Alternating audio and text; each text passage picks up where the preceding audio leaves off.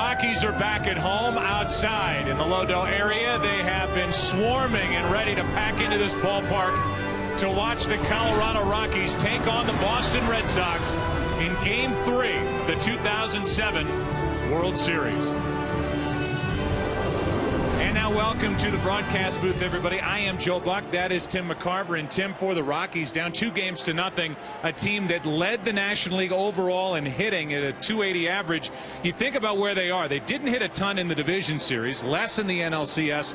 And so far in the World Series back in Boston, they didn't do much of anything. Yeah, it was really a futile offensive performance for the Rockies at Fenway Park. Only 2 runs scored, twice as many strikeouts. How about that? Twice as many strikeouts as base hits, and they only moved runners along with a hit in 2 games, the first game and the second game. I mean, you know, they're back home, they're comfortable, they feel very good about themselves. They hope to bunch some hits and put some crooked numbers up on the board. And you think about the Red Sox side, there is no DH. This is a team that is built for a designated hitter. Well, the decision that was talked about on the pregame show and has been talked about so much, who does Terry Francona play at first base? The answer is David Ortiz. And with Ortiz at first and Manny Ramirez out in left, 2 guys who will be challenged, a distinct home field advantage for the Rockies here in Denver. We get ready, and for Colorado, they are in a position again where they have to win. Down 2-0. Now they're back at home in front of their fans, who are thrilled to have them home. We'll come back and give you the lineups on the other side of the break.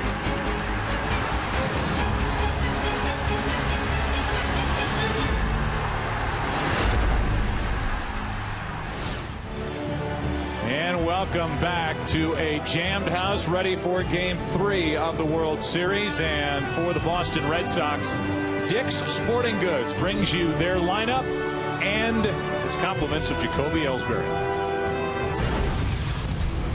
Hi, I'm Jacoby Ellsbury. Here's tonight's starting lineup. Leading off, playing center field, is Jacoby Ellsbury. Batting second, playing second, Dustin Pedroia. Batting third, playing first base, David Ortiz. Hitting fourth, Manny Ramirez, playing left field. Hitting fifth, Mike Lowell, playing third base. Hitting sixth, your right fielder, J.D. Drew. Batting seventh, Jason Varitek, behind the dish. Batting eighth, Julio Lugo, playing shortstop. And finishing off, batting ninth, Daisuke Makizaka, your starting pitcher. Old Jacoby's legs will be flying around out in center field as this series has shifted to Denver. And there's the guy who will combat that lineup that Jacoby gave you, Josh Fogg, who this postseason is 2-0 with an ERA of just over 1. It is a beautiful setting here in Denver, Colorado. What do we have in store for us tonight? Game 3, World Series, next on Fox.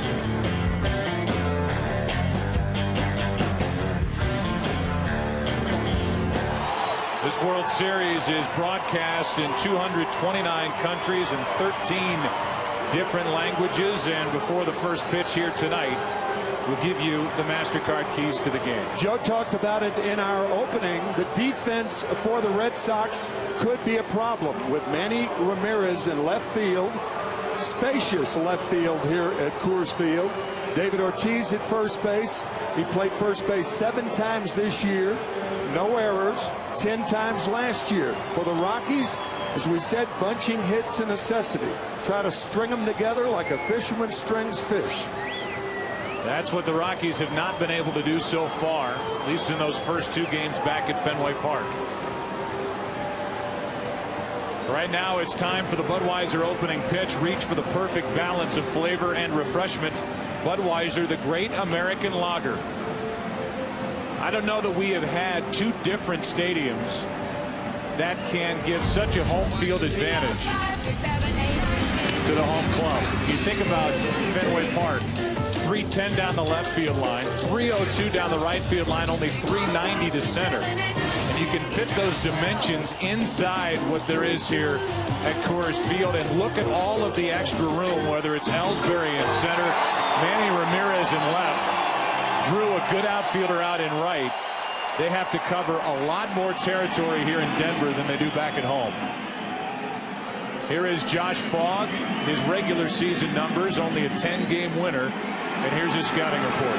Given the term Dragon Slayer by Matt Holliday, his teammates, well, I'll tell you, he's facing a fire-breathing dragon tonight. And if his stuff matched his heart, he'd be a Hall of Famer. Jacoby Ellsbury with the change to a National League style lineup. No DH is in the leadoff spot. And the first pitch is up and away, ball one. It's Ellsbury first, then Dustin Pedroia in the number 2 spot. And then David Ortiz, the DH, playing first. And the breaking ball is in for a strike. 1-1. There's Pedroia. And when we talk about Ortiz, he will be tested, you would think, at first base defensively by the speed at the top of this Rockies lineup. That's strike 2. Ellsbury so far is 1 for 7 in this World Series. 3 out of 16 in the postseason. 45 degrees tonight. A little wind. It is crisp.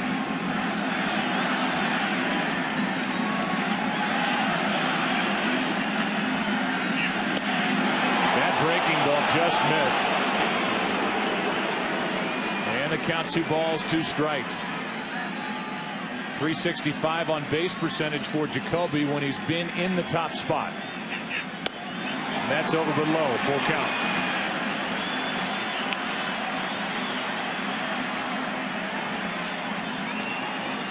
They've already done their jobs. Beckett and Schilling. Tonight it's Daisuke Matsuzaka. Slow roller, and that's a base hit. A swinging bunt, and that's how the night starts for the Red Sox. That is one of those school zone grounders that goes in an area where nobody plays, off the end of the bat, and a base hit to start it off for the Red Sox. And obviously when Ellsbury gets on, look for him to run. So the combination now of Fogg and Yorvit Torrealba, the catcher, will try and combat this combination of Jacoby Ellsbury at first and Dustin Pedroia at the plate.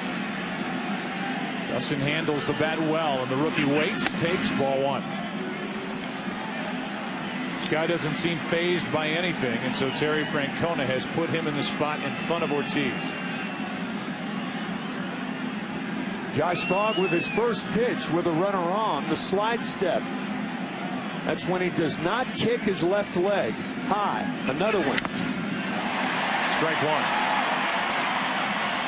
1. The reason the pitcher uses that slide step is obviously to keep that runner at first base. It doesn't take as long to deliver it home when you slide toward home instead of lift the leg and pump toward home.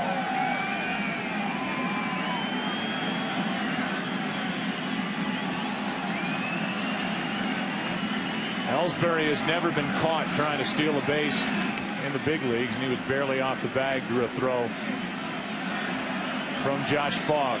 Ellsbury 9 for 9 in the regular season, 2 for 2 in the postseason. And he was the best base runner that the Red Sox had in their minor league system. Not going, and ball 2.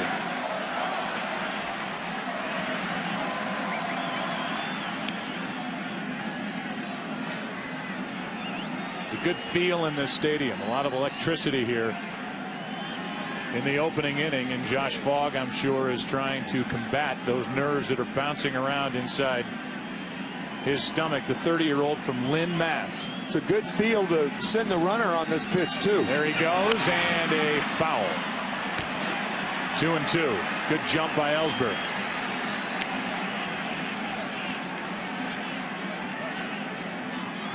Terry Francona, who managed in the National League from '97 to 2000 with the Philadelphia Phillies. His Red Sox were here back in 2004, and the Rockies won 2 out of 3 in that series.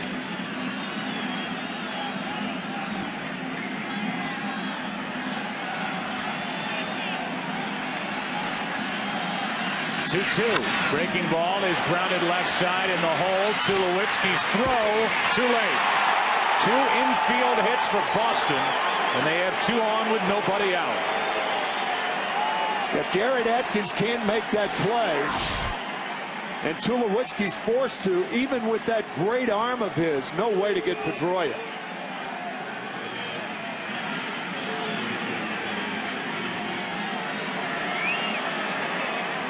And so now Boston with a slow roller up the third baseline in this infield hit that Tulowitzki did all he could with. They have 2 on and nobody out for David Ortiz. Ortiz in his career with runners in scoring position during the postseason, a .400 hitter. This postseason alone hitting .385 overall. Late swing and a miss.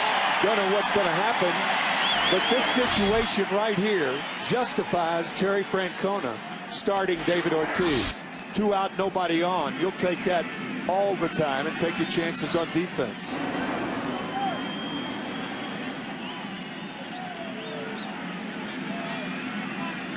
Manny Ramirez on deck. No balls, 1 strike on David Ortiz. 1-1. Home plate umpire is Ted Barrett, who is working in his first World Series. He's joined by Chuck Merriweather at first, Mike Everett, Mike Riley, Eddie Montague down the left field line, and Laz Diaz in right.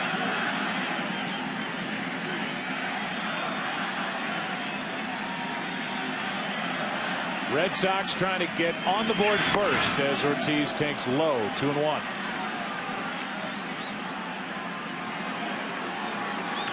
The more you think about the options and the decision that Terry Francona had to make coming into this game with regard to who was going to start at first and who was going to sit, it makes the most sense that David Ortiz got the nod at first. Absolutely. Strike 2 on Ortiz. What they're leaving on the bench, and as Terry Francona said, can't play all 3, meaning Lowell at third, where Euclid can also play. David Ortiz and Kevin. He has been phenomenal this postseason. As Francona said, we've now got a great pinch hitter waiting for the right spot. And we've got at least 3 at-bats with our big slugger, David Ortiz, in the lineup. Yeah, and Euclid's a great defender in the late innings, too.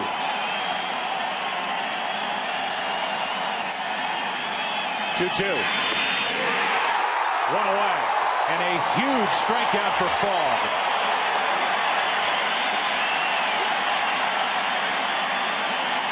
Guys who can throw hard try to work Ortiz inside.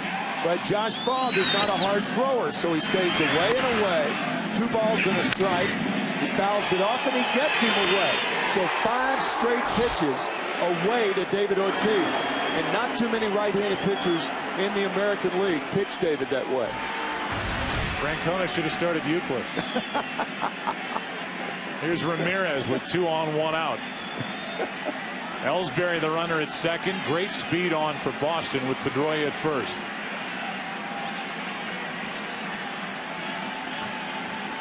Ramirez has been sensational this postseason. 6 for 11 with runners in scoring position.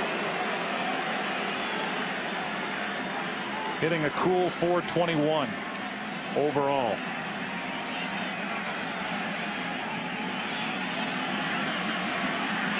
Ball 1. This is a terrific defensive infield for Colorado.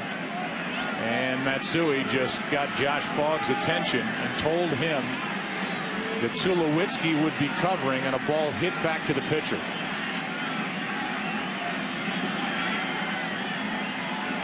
That means he's staying away from Manny Ramirez. If you're going to pitch him inside, likelihood of being pulled, then you would have Matsui pitch. A lot of times a hitter can find that out if he can figure out who's covering. Matsui's saying on a ball back to the pitcher, Tulowitzki would be covering. That means he's going to be staying away from Manny Ramirez with most of his pitches. If you pitch inside, you're pitching away from the guy who's going to be covering.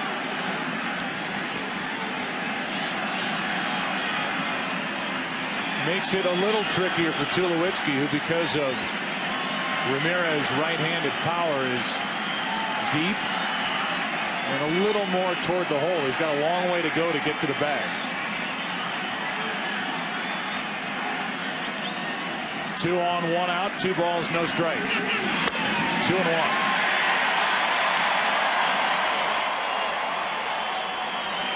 Who is Josh Fogg? Josh Fogg started the 1-game playoff against San Diego.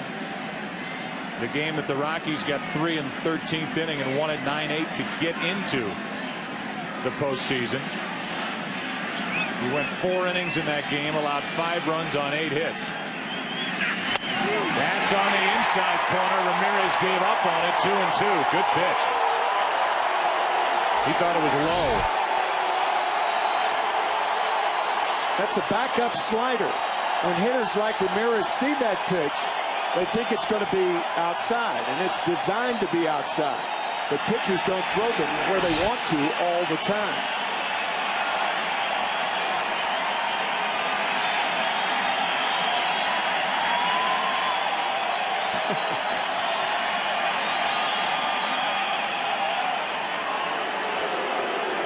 After starting that 1-game playoff, 2 days of rest, Josh came out of the bullpen and was the winner in Game 2 of the division series.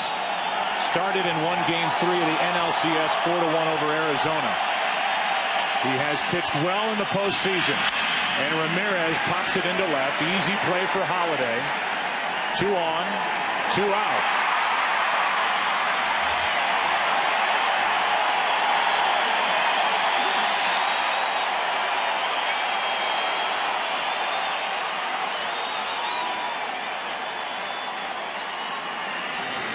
And so now Fogg deals with Mike Lowell. .333 average this postseason, 2 hits and 6 trips during the World Series. And with runners in scoring position, he's hit .533 this postseason. Joe, you talk about a team that is undaunted with 2 outs. The Red Sox against the Rockies, they have been remarkable. Check this graphic out. Red Sox are 16 for 32, a .500 average with 2 outs and 14 walks. Terry Francona's team, they don't mind 2 strikes and they don't mind 2 outs. 2-0.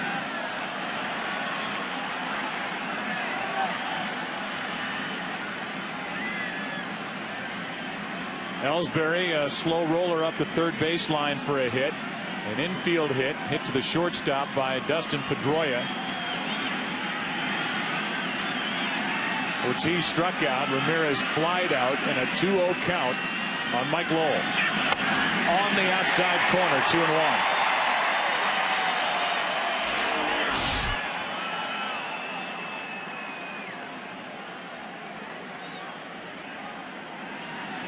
That right there is where Josh Fogg has to live all night. He has to get that pitch called a strike, too. That's down and away, 3-1. On deck is J.D. Drew.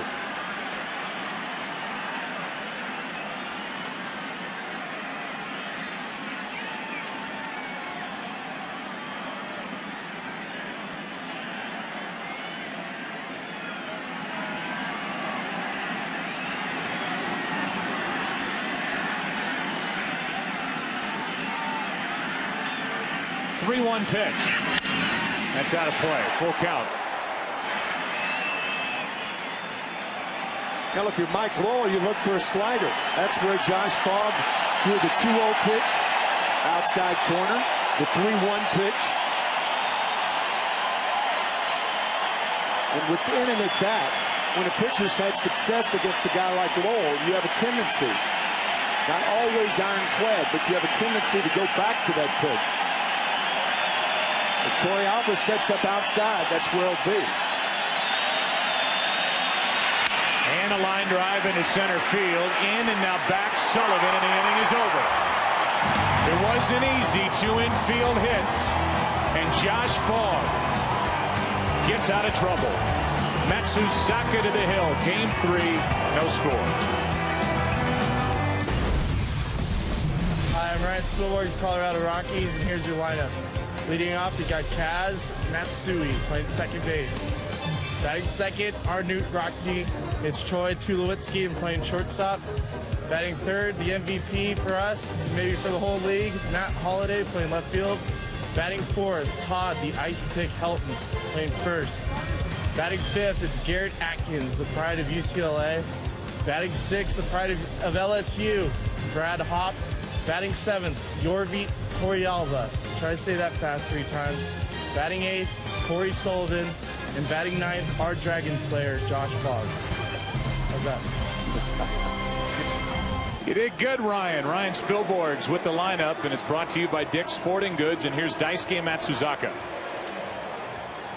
1-1 record, a big ERA during the postseason, and he started to tire, it looked like, in Game 7, 5th inning against Cleveland, but he had enough and got the victory.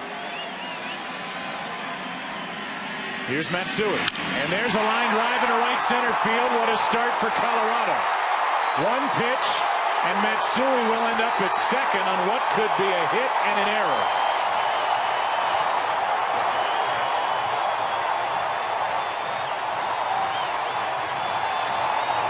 I think it's got to be a hit and an error because Matsui had stopped when he rounded the bag, but a wide turn. J.D. Drew did not stay down on the ball. And Matsui, watch the turn he takes. He gives himself a chance to take the extra base. Momentary stop, goes to second, hit and an error. Single E9 on J.D. Drew, and here is Tulowitzki now up in the number 2 spot for manager Clint Hurdle.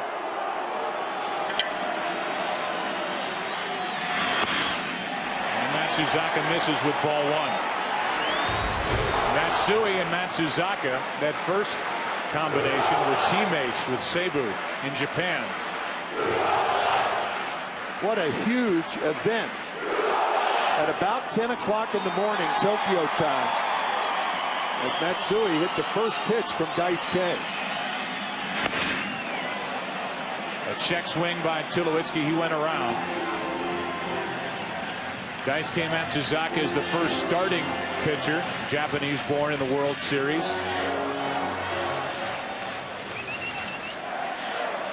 Hideki Okajima was the first pitcher entering in game number 2. Here comes a 1-1. Runner at second, nobody out. And a good breaking ball from Matsuzaka, strike 2.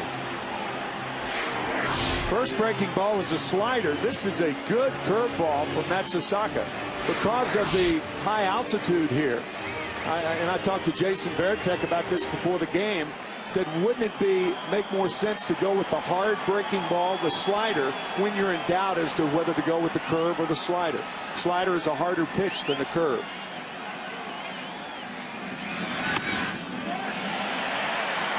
Two and two. You look at the outfield and consider how much room is out there right now for Manny Ramirez to cover to his left.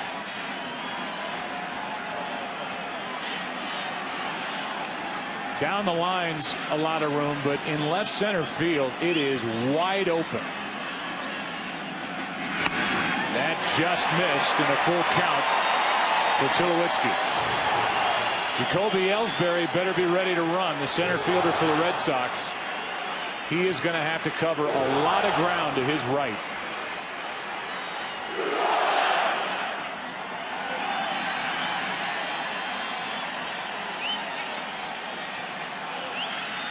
Three-two pitch. Let's look at that defense for the Red Sox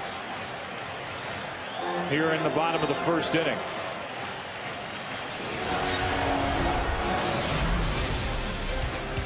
Ramirez in left, Ellsbury in center.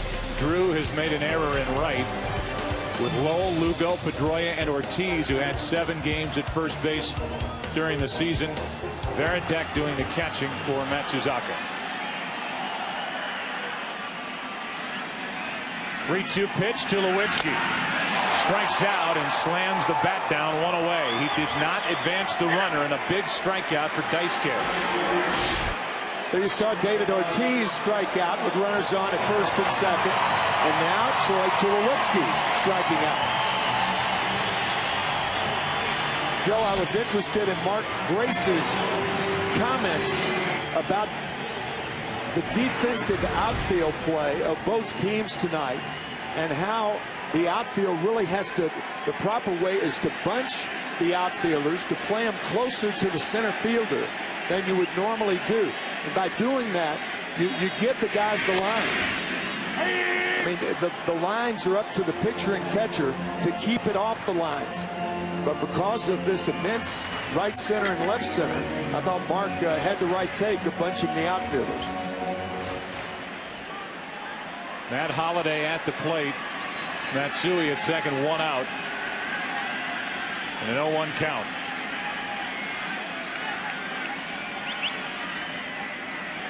Holliday 4 for 8 in this World Series. That's low, 1 ball, 1 strike.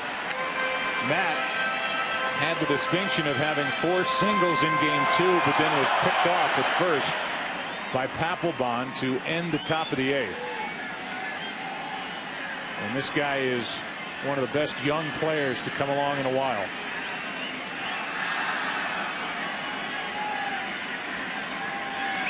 The 27-year-old waits and grounds one back to Matsuzaka. He's got Matsui hung up. And in the rundown, tagged out by Lowell. 2 away here in the first inning, and Matsuzaka made a very good play. Terry Francona telling us that Matsuzaka is very quick on the mound, and he proves it right here. Leans out to his right, makes the backhanded play, and the Red Sox get the ball to Mike Lowell in a hurry so he can chase Matsui back to the bag from which he came. Good play.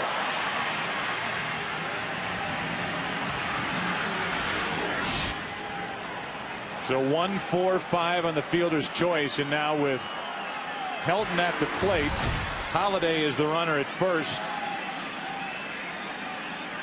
with 2 away for a Colorado team that has scored 22 runs in their last 7 games.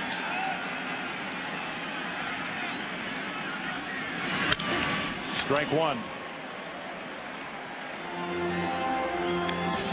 The World Series on Fox, sponsored by Bank of America, the official bank of Major League Baseball. By Dick's Sporting Goods, home of your championship merchandise. By AIG, live longer, retire stronger, never outlive your money. And by the car you can't ignore, the all-new Chevy Malibu. 0-1 pitch to Todd Helton, 1 on, 2 out, ball 1. Helton 2 hits and 7 trips during this World Series, and one of the 2 RBIs so far for the Rockies.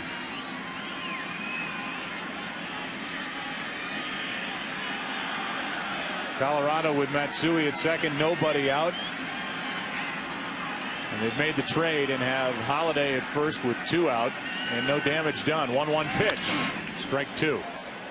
In the opening, we talked about the Rockies only advancing 2 runners in the first 2 games with base hits.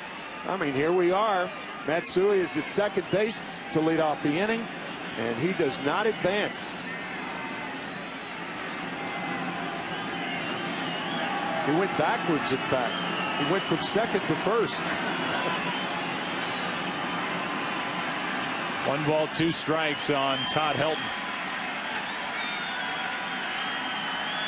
A career .367 hitter at home. And a ground ball left side for Lowell. He'll go to second to force out 5-4. Each side had a shot. Each side had a runner at second and nobody out. Frustration continues for Colorado. 1 inning complete in game 3, no score. Boys and Girls Clubs of America, the official charity of Major League Baseball. Together they create a positive place for kids. Beautiful park here in Denver. And J.D. Drew grounds on the first pitch to the left of Matsui. Makes the play, 1 out.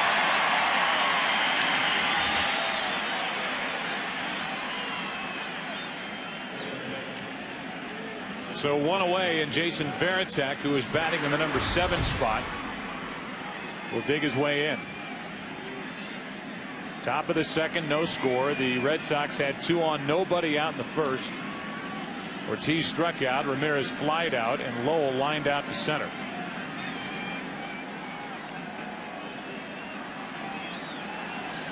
Varitek 2 for 7 in the World Series, dealing with Josh Fogg. Strike 1. Joe, earlier you mentioned 229 countries, 13 languages, and also our men and women representing the armed services going, our international feed going to them. And I was thinking about it coming to ballpark today that, you know, if anybody thought about Jason Varitek as a man who's in the service, I think the position he would hold would be a sergeant major, who is the top ranked NCO in the Army. He is having his back shattered. Tulowitzki, what a play. Wow. A bare hand pickup and that great arm, 2 out. And the big piece of the bat almost hit Fogg. He was busy getting out of the way. You could see him move to his left. But watch the jump Tulowitzki had to barehand it and throw out the sergeant major, Jason Varitek. That went right through the legs of Josh Fogg. Well, that's a fine play. You have to barehand it and have it in throwing position from down under to get Varitek.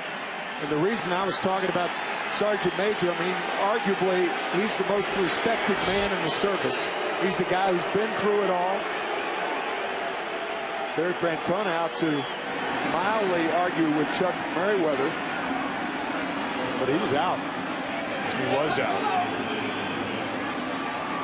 And tonight it will be Daisuke Matsuzaka leaning on the experience of Jason Varitek, calling his game. And thankfully for the Rockies, that ball with that jagged end of the bat missed Josh Fogg altogether. The thigh, the knee. He got out of the way, and Tulowitzki did his thing, and now Julio Lugo takes a breaking ball for a strike.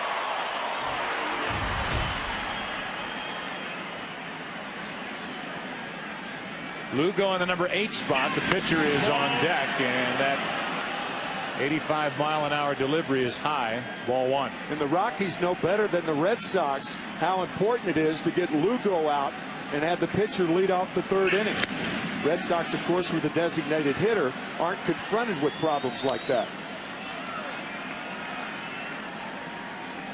2 balls and a strike on Julio Lugo, who hit 190 on the road this year.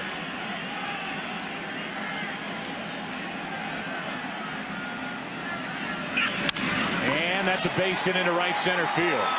Pop will try and cut it off. He does, but Lugo has got a 2-out double.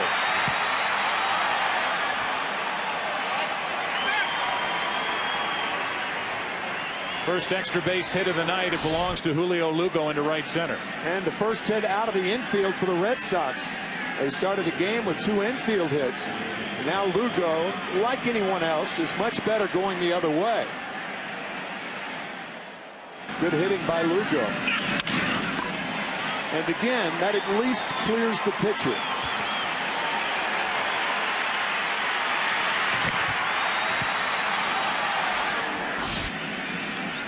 So Matsuzaka, who was 0 for 4 swinging the bat during the regular season during interleague play,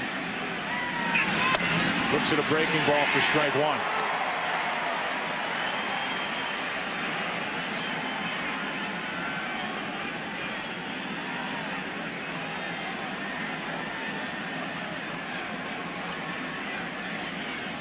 The 0-1 from Fogg is outside.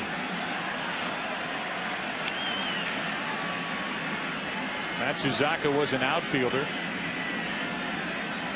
in high school in Japan and was in the category of a power hitting outfielder, but then they put a baseball in his hand, let him take over on the mound, and what he accomplished as a high schooler in Japan is legendary. Good tight breaking ball from Fogg, and the count 1-2. We haven't seen Matsuzaka swing it yet. You know how rare an at-bat this is.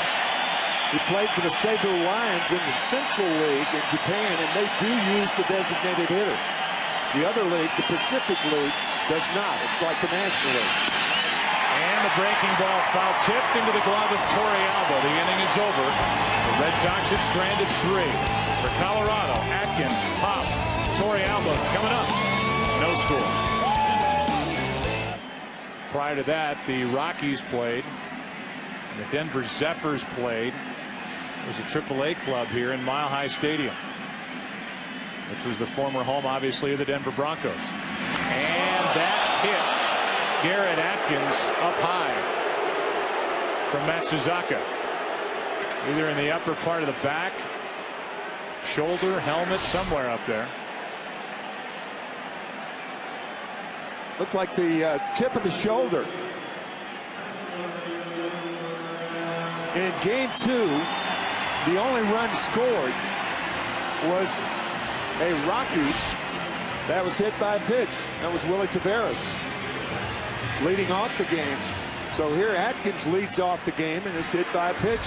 Rockies hope at least for the same result. Leads off the inning here in the second. Or the inning, right. And Hop is at the plate with Torrealba on deck. And a late swing and a miss on a 93-mile-an-hour fastball from Daisuke Matsuzaka. May notice no breaking balls to Brad Hop. All fastballs. He has struck out 6 times, and that has been the scouting report of the Red Sox. Stick with the heat. Beckett did it. Schilling did it. And now Daisuke's doing it. 93 again, a foul straight back, 0-2. Here's the scouting report on Matsuzaka.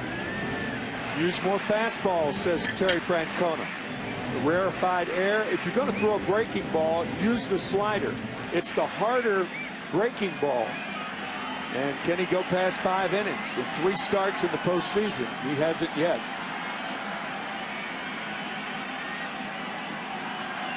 Nothing in 2, the count. Hop strikes out again. That is 7 strikeouts in 9 at-bats for Brad Hop. 3 fastballs, and he just so far cannot catch up to the fastball. Blown away again. And it really goes back to what was a tired topic coming into game 1, but that 8-day layoff. And something that the Red Sox felt they could take advantage of with guys who hadn't seen quote-unquote live pitching, and trying to catch up to major league fastballs here at the end of the year after spending 8 days trying to occupy themselves. 1 on, 1 out for Torrealba, who is 0 for his last 11 swinging the bat.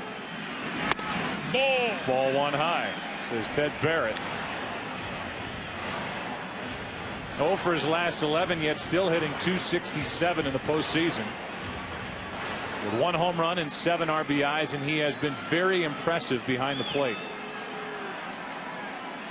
It's Torrealba now. It's Corey Sullivan, the center fielder, waiting on deck. Willie Taveras out of the lineup tonight. And that's in the air to left. Ramirez is back for out number 2. The old book playing before the humidor was to play your outfielders shallow here in Denver, because the thinking was that the balls hit that well over the head of the outfielders, it's going to leave the park. Well, talking to Terry Francona, he said he's going to play his outfielders more shallow than deep, although looking out there at Manny Ramirez and where he's starting and how he was able to get back on the track to catch that ball easily, he is starting deep in left. Yeah, he's too deep right now.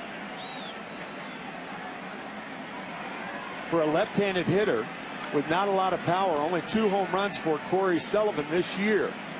Called up in June. There's ball 1 high.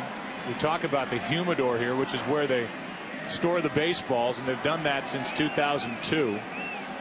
Chris Myers did a piece on it during our pregame show, but it has made a significant difference in the way the ball flies here in Denver.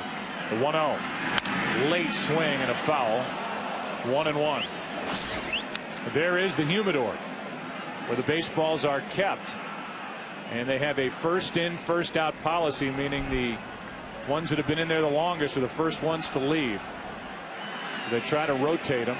Those are the World Series balls, and with this altitude they found that the baseballs were actually shrinking, becoming harder, like a pool ball, a cue ball. And so they went to that approach, and it's made a difference. Sullivan grounds to short. Lubell handcuffed a bit, but feeds Pedroia, and the inning is over. Rockies now have stranded 2. We've played 2 here in game 3. Red Sox and Rockies, no score. Well, Josh Fogg so far has allowed 3 hits. He's struck out 2, hasn't walked anybody. He's done his part, and against the top of the lineup, Jacoby Ellsbury, Dustin Pedroia, then David Ortiz. He's back to work, and a line drive is past Atkins at third, and a test for Holiday. Bare hand pickup and throw. Ellsbury is safe with a double.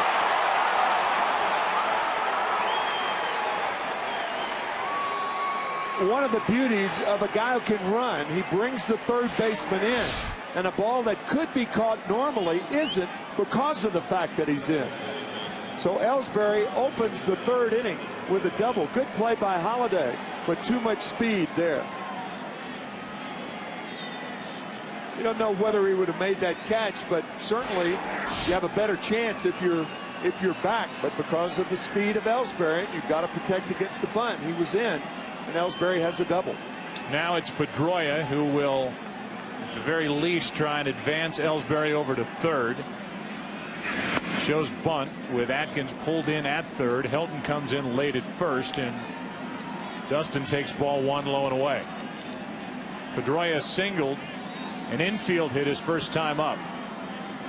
Different objective this time. Runner at second, nobody out. Red Sox trying to get on the board first. With the Rockies down 2-0.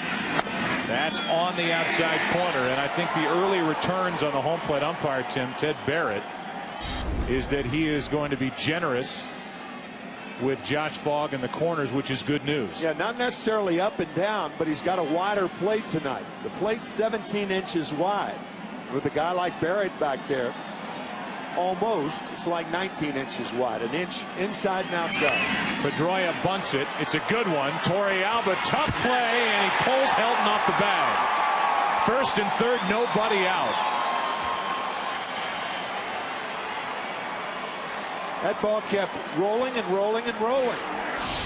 Torrealba out from his catcher's position, and he was the guy who had to make that play if it was to be made. Gets out of there quickly, waves off Fogg, but a high throw, and Pedroia is safe. They haven't ruled on it yet. Clint Hurdle, the manager of the Rockies, talked about how thick the infield grass is here. Out in front of home plate, it's worn a little bit. And instead of that ball coming to more of a stop, it rolled through that thinner grass. Kept moving away from Torrealba, and it's a base hit for Pedroia. Now first and third, nobody out for Ortiz. And he rips one into the corner.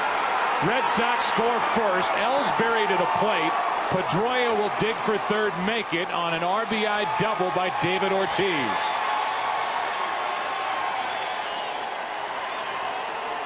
He missed his chance back in the first, but Ortiz doesn't miss here in the third.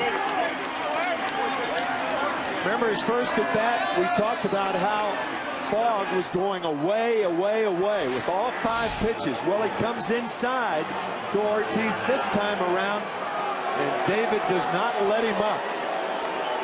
He had 52 doubles during the regular season, and doubles to put the Sox on top here. What a lethal hitter. And now the intentional pass to Manny Ramirez to load him up. And clearly Terry Francona made the right decision and started David Ortiz, as opposed to that first time. Listen to you. 2 balls, no strikes, as this will load him up for Mike Lowell. After David Ortiz struck out his first time up, Joe Buck said that was the wrong move. Euclid should have been playing. But now you're saying totally behind it. Totally behind the move. From the Red Sox perspective.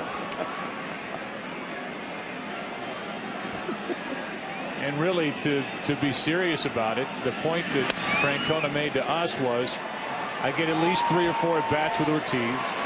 If we're leading late in the game, I can make the switch to the defense with Euclid, and if the game gets tied or we need a big hit and that spot comes up again, it's still Kevin Euclid, as opposed to pinch hitting Ortiz late. And unless he wins the game for you, he's got to go in and play first base, or it's a 1 at bat night. So it makes sense. And the RBI double by Ortiz has made it 1-0, and now with the bases loaded, nobody out. Here's Mike Lowell, who lined to center his first time.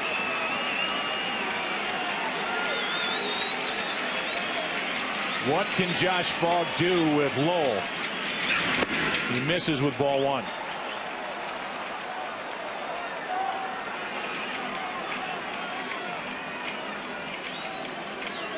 Second season with Colorado for Josh Fogg. 10-game winner during the regular season.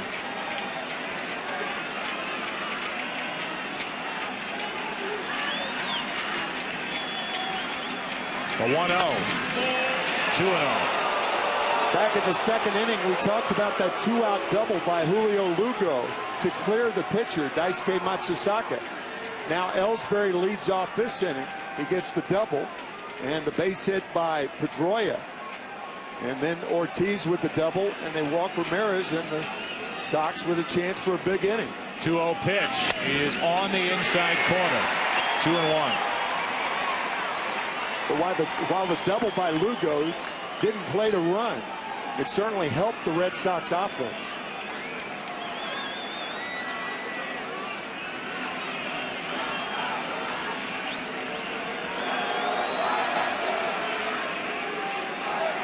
Fogg out of the stretch with the bases loaded. And that's up the middle, a base hit. 1 run will score. Ortiz will score as well, and it's 3-0 Boston. Here in the third inning, still nobody out.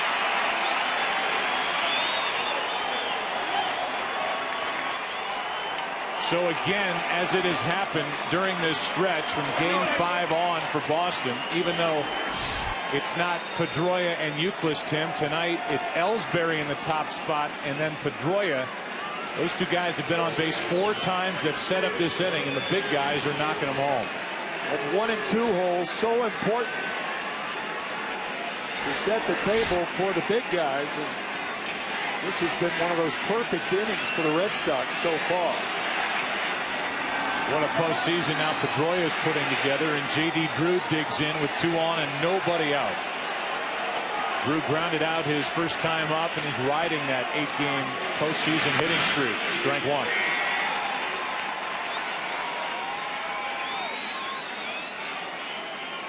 Franklin Morales, the hard-throwing left-hander, 21-year-old, is getting loose here in the third inning.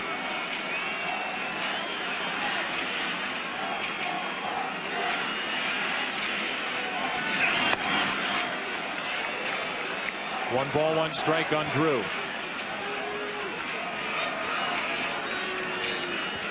JD in his career 4 out of 22 against Josh Fogg.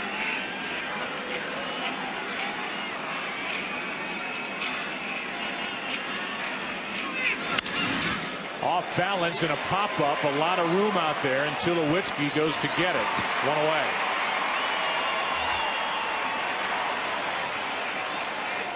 Two on, 1 out, and Varitek will be the hitter.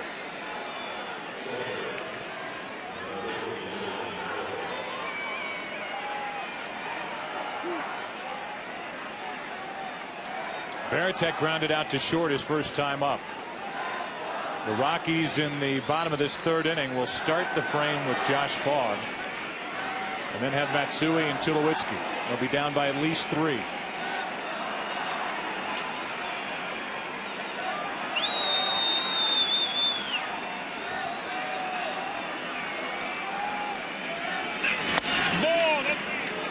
That's a ball outside.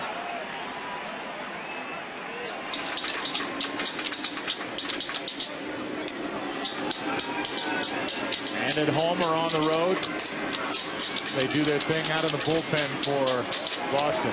It's the Western version.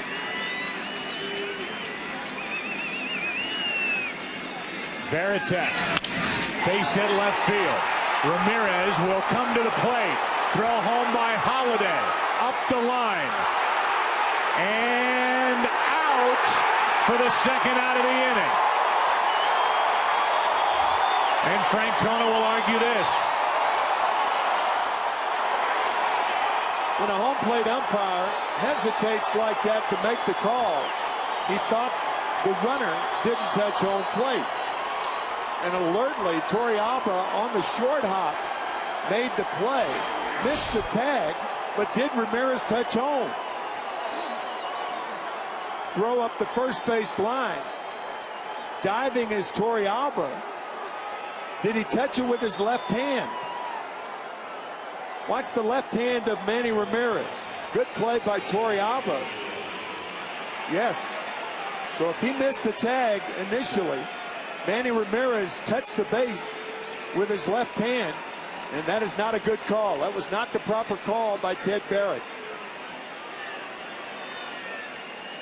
See now, Barrett waits. He's waiting right there. Seeing if Torrealba tags him, and once he tagged him. Really a nifty slide by Ramirez, sliding to the outside of home and touching home with his left hand. A couple of things happened. First of all, Ramirez, see the left hip. See if he caught him at all right there on the left hip. Tough to tell from that angle right there if he got him on the hip.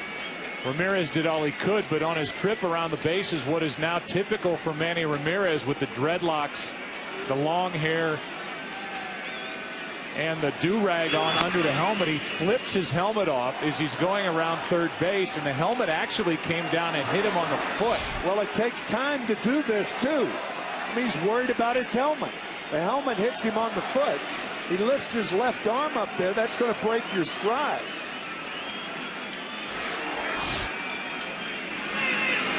It definitely changed his stride going around third base. No question. And the only question I would have is if the tag by Torrealba got Manny Ramirez on the left hip as he's coming across. That last look we had, tough to tell with that angle if it actually touched him. Here's a breaking ball that misses on 3-0 to Lugo. And the bases are loaded with 2 out, and Matsuzaka's coming up. But if that were the case, then why did Ted Barrett delay the call and make Torrealba go back and tag Ramirez? Because he didn't. He's waiting to see if Torrealba held on to the ball. That's right. So he did hit the left hip. So it was the right call. You're right. Barrett was making sure that the ball didn't trickle away, and Torrealba maintained control of it after the tag. And now Matsuzaka with a base hit to left. 1 run will score. Varitek to the plate. Throw home is cut off, and Daisuke Matsuzaka has made it a 5-0 Boston lead.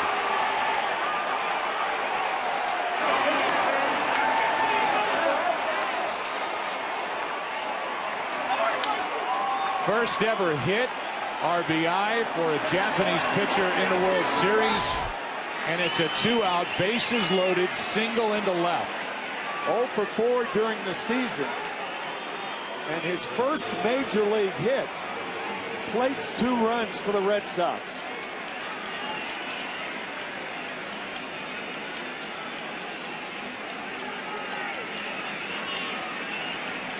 So once again, the Red Sox bat around, and Jacoby Ellsbury, the rookie who started this with a double, will dig in with first and third, 2 out, and Josh Fogg has allowed 6 hits and 2 walks in this inning. The only out that Fogg has recorded was on the pop-up of Drew. The other out came at the plate on the throw home by Holiday to get Manny Ramirez, and it's 5-0 here in the third inning with the Rockies down 2-0. 0-2 on Ellsbury. Lugo at third, Matsuzaka at first. And this crowd is trying to get back into it.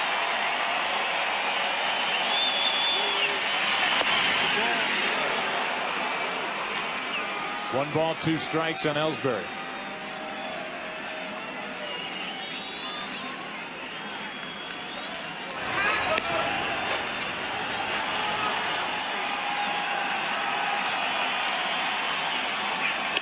Ellsbury almost hit by the pitch. Royce Clayton of the Red Sox wearing a microphone.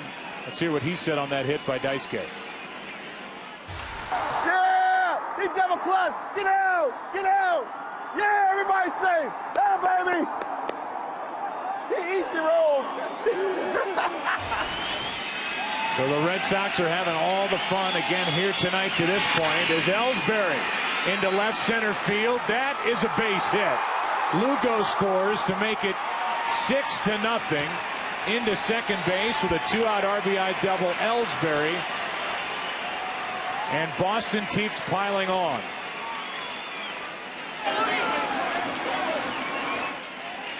So it's the rookie Jacoby Ellsbury who has 2 doubles in an inning. He led off with a double, scored a run, and now an RBI double to plate another Red Sox run. And now with Pedroia coming up in a 6-0 game, Clint Hurdle is going to go to his bullpen.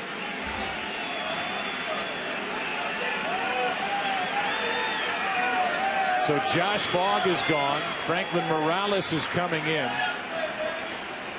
And Dustin Pedroia is coming up. More Red Sox offense here in game 3. Top to bottom in their lineup, they are hitting. And here in the third, lead by 6.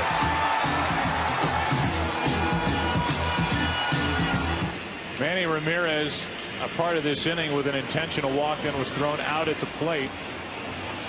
But the Red Sox have run it up here in the third inning. 6 runs, a total of 10 hits against Josh Fogg, and it's up to Franklin Morales, who did this during the regular season when he came up and helped to solidify the rotation because of injuries here with the Rockies. And he is on with runners at second and third, 2 out, and Pedroia at the plate.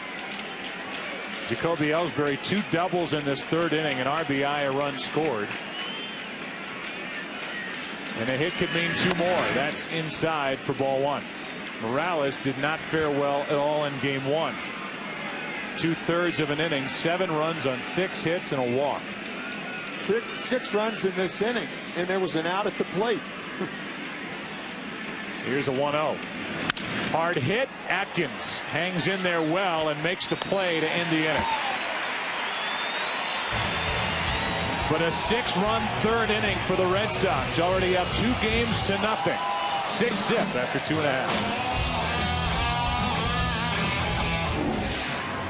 Coming up, week 8, NFL Fox NFL Sunday tomorrow. It all kicks off with the Built Ford Tough Fox NFL Sunday pregame show. The game between the Dolphins and the Giants in London. In the big game late, the Washington Redskins against the undefeated New England Patriots. Check your local listings for the game and time in your areas. We go into the bottom of the third inning. Franklin Morales, who took over on the mound, is at the plate. It's Morales, then Matsui, then Tulowitzki. And the Rockies better get to work here quick.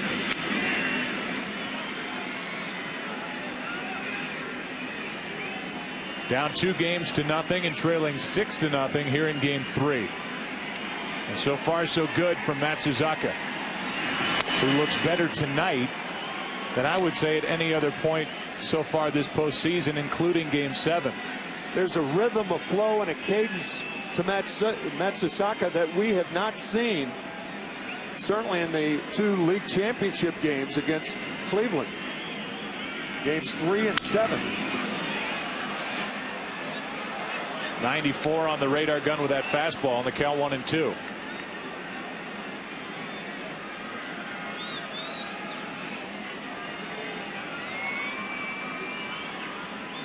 Morales trying to somehow get on. It was Matsuzaka coming up with a big hit in the third inning to knock home 2 and make it 5-0. Another hit by Ellsbury made it 6-0, and the count stays 1-2 here on Morales. And if you're wondering why Morales is hitting, well, since the Rockies trailed by 6, they're trying to save the bullpen.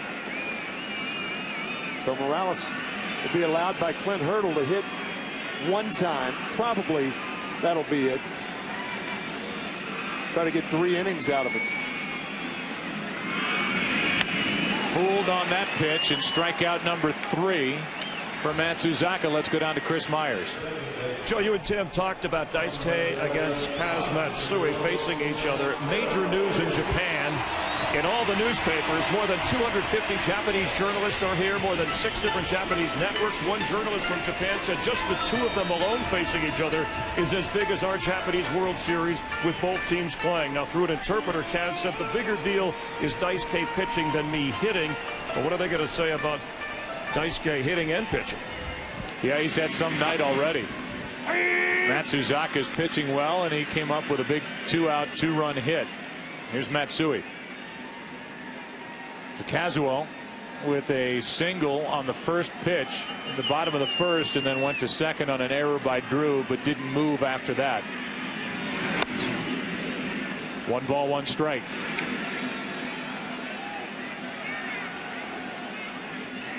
Matsuzaka in Japan, a 108-60 career record there with an ERA under 3, 2.95, 8 years with Seibu. A 1-1. Strike 2 on Matsui. For Matsuzaka, he worked game 2 of the division series against the Angels. Could not get through 5. Allowed 3 runs on 7 hits and 4 2/3. Game 3 of the ALCS, 4 2/3 again.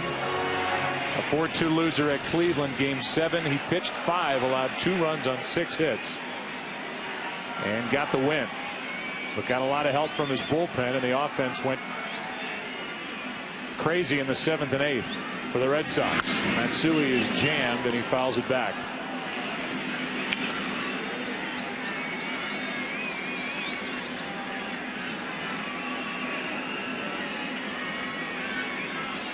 One ball, 2 strikes.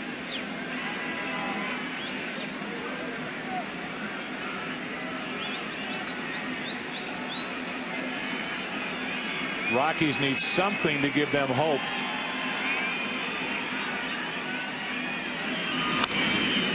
And Matsui, a good job to spoil that pitch.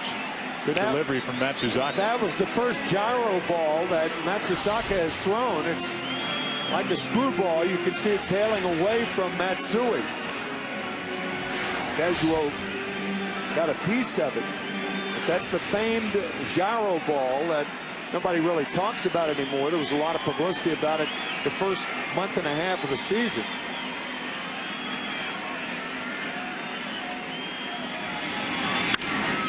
New York Times was doing pieces on it. They were trying to talk about the physics of the pitch. Talked to Veritek before the start that Matsuzaka made in Game 7. I said, I bet you haven't had to answer any questions about the gyro ball in a while. And he said, you mean Bigfoot? It's kind of a mythical pitch. A lot was made of it early, and it's really just like a right-hander throwing a screwball.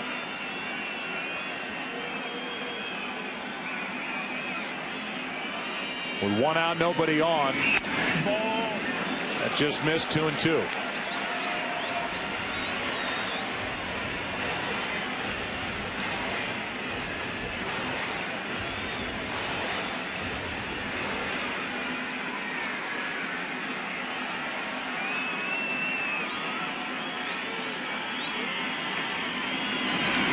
Full count.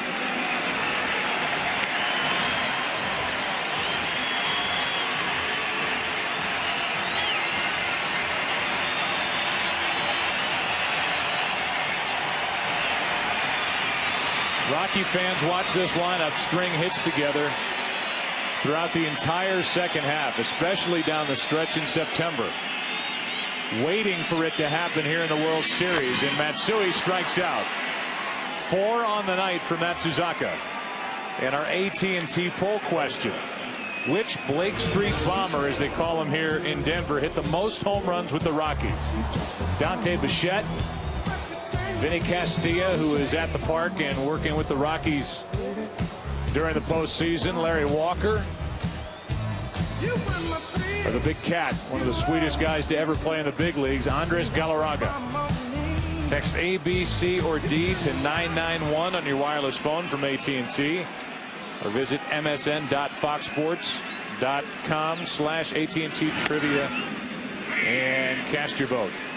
Here's a strike to Tulowitzki, who is 2 for 6 in the World Series.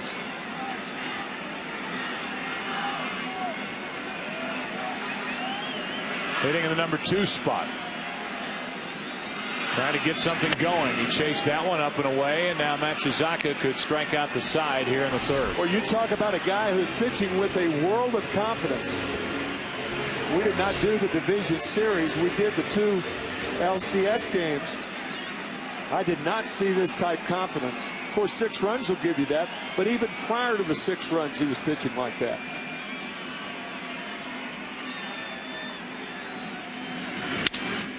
Broken back, ground ball to Lugo. And a stretch by Ortiz keeps his foot on the bag, and the inning is over. Matsuzaka on tonight. So are the Red Sox, who after 3 lead at 6-0. Franklin Morales took over in that 6-run 3rd inning. 6 runs on 7 hits for the Red Sox to lead at 6-zip. And David Ortiz is first up for Boston. 1 for 2 with an RBI double and a run scored. Good breaking ball in for a strike from Morales. David is scheduled for surgery on his right knee during the offseason. Had a cortisone injection in it in September. Had one in his shoulder in August. So not moving around well, but certainly able to swing the bat. And there isn't a better number 3 hitter in postseason these days than David Ortiz. 1 ball, 1 strike. Leading off the 4th, and Ortiz grounds to the right side. Morales has to get over and has plenty of time. Put out 4-1 with Matsui feeding the pitcher. 1 away.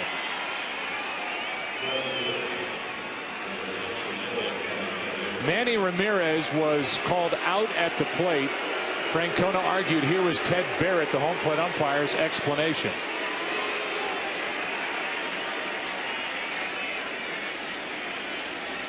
We'll give it to you after the first pitch.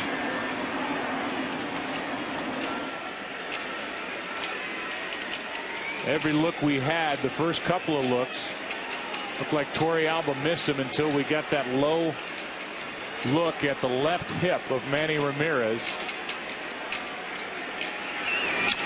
And it certainly looked like Barrett got the call right. That foul tip at the plate, strike 1. Here's what Barrett said to Francona. Manny slid behind the plate. He touched him with the glove. Manny didn't get the plate. He was behind the plate. If he slid and got the plate, he would have been safe. All right, I got you. That's a good answer. I understand. Okay. You can see the glove and that finger on the glove move a little when it came in contact with the left hip of Manny Ramirez. Ramirez did what he could as he gets out of the way of that pitch. 1 ball, 1 strike. Yeah, Ramirez actually hit the plate with his left hand, but the tag had already been made by Torrealba. So a good call by Ted Barrett. And with 1 out, nobody on, 1 ball, 1 strike on Ramirez.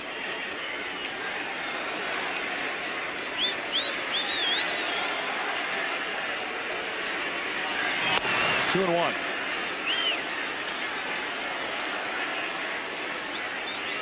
It's Ramirez now. It's Mike Lowell on deck.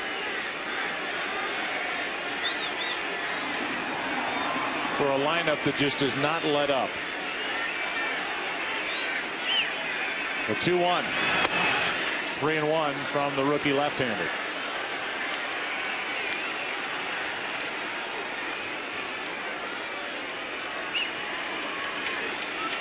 Last inning, it was a 16.5-minute inning, the top half.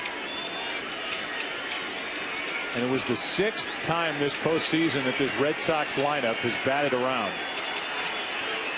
Meaning all 9 hitters in the lineup got to the plate. That's into left center field. Long run for Sullivan. Now back, and he's there for out number 2. Here comes Mike Lowell, whose days with the Red Sox could be numbered, a free agent to be. For more on that, let's check in with Ken Rosenthal. Joe, Red Sox general manager Theo Epstein told the Boston Herald before Game 2 that re-signing Lowell was a priority and that he was sure something would get done. If that's the case, it means that the Red Sox won't pursue A-Rod if he opts out of his contract. And it also means that the Red Sox likely would give Lowell a 2-year deal, even though he turns 34 in February, and they don't like signing players beyond age 35. The Yankees could be interested in Lowell at first base, even if they keep A-Rod. The Indians also like Lowell as a high-character upgrade of third base, perhaps over Casey Blake. The Phillies, Dodgers, Angels all could be interested as well. Yeah, I would think, Kenny, that a lot of teams would line up. And if you're Mike Lowell, the Red Sox, it may be a high priority for them. But if they're only going to offer a 2-year deal, Lowell, with the kind of year he had this year, leading the Red Sox in RBIs, might be able to get 3 or 4 from another team. Bottom of the 4th here in Denver. Rockies bat down 6.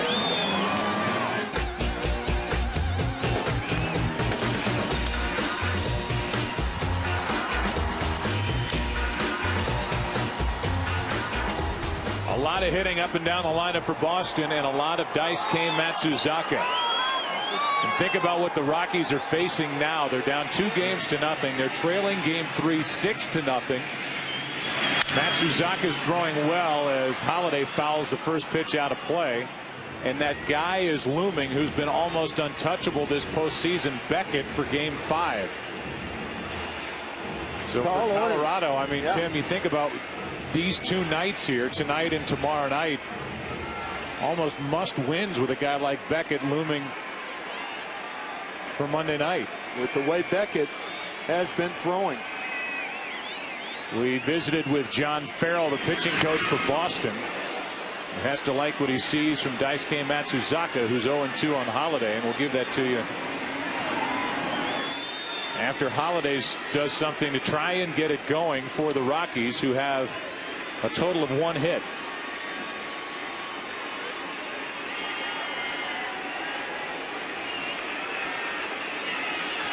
That 1 hit came the first batter of the game, Kazuo Matsui.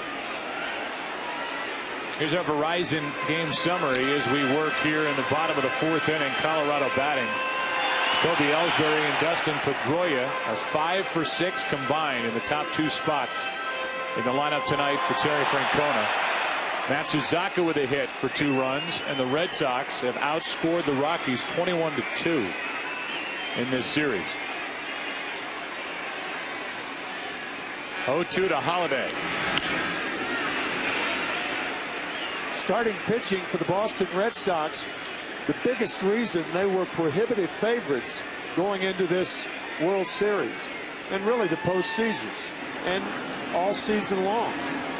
Their starters in the postseason, 9-3, have allowed only 2 home runs this postseason. And to take it a step further, when the starters have been ineffective, the combination of Okajima and Papelbon at the back end of the Red Sox bullpen has been untouchable. Right. 1 ball, 2 strikes still on Holiday. Too many arms and too much depth so far.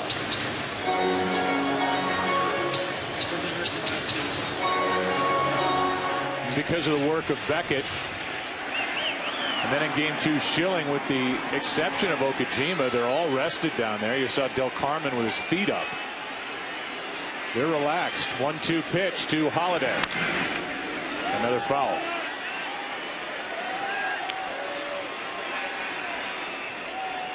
Okajima has taken that little bit of rest that he got at the end of September from Terry Francona, and it has recharged his batteries at the end of a long first season here with Boston. What a postseason he's had.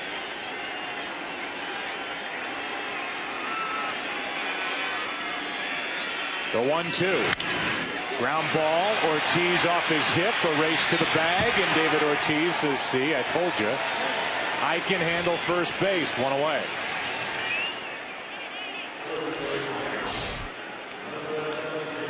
Gives with the hop and wins the race to the bag. He joked, he said, I'm gold glove caliber over at first base. And he went on to say, if it's hit in my area and I can get to it, I'll make the play. The range isn't going to be there, which you would have for a guy like Euclid, who's bundled up like he's going in the Iditarod.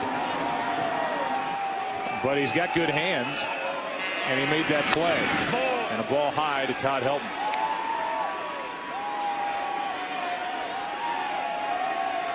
Susan Butcher didn't wear that many clothes in the Iditarod. One ball knows. Look at that. Mush.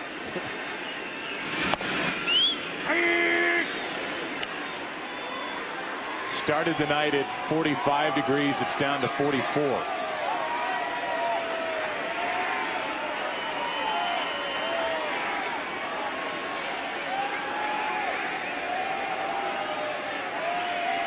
Here's a 1-1 pitch to Todd Helton, who's 0 for 1. That falls down and away, that screwball type pitch from Matsuzaka, ball 2.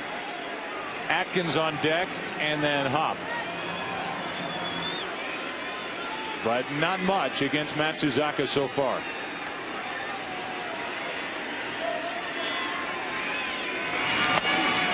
Good fastball by the bat of Helton, strike 2.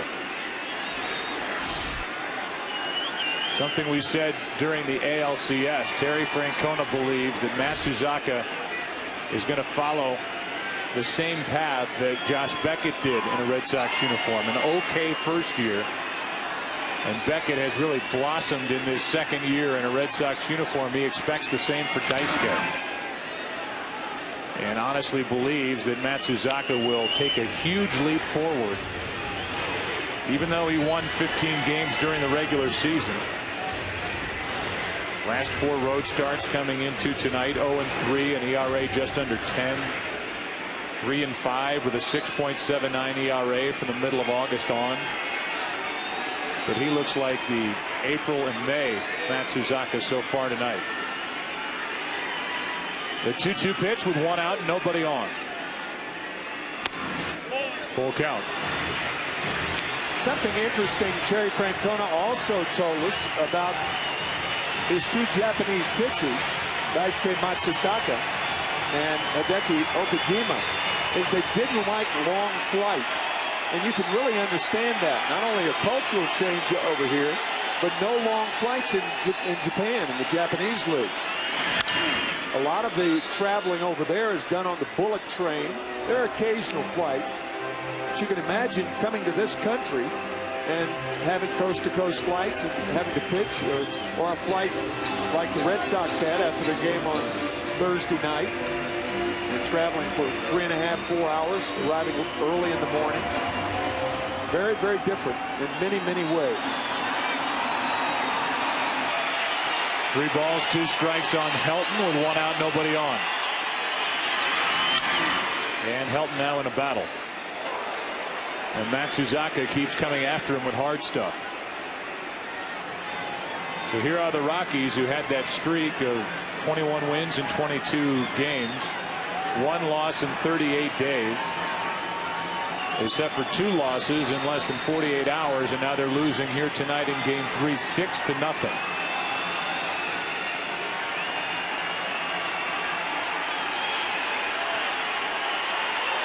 Scored 18 runs in 4 NLCS games. And so far only 2 in the World Series.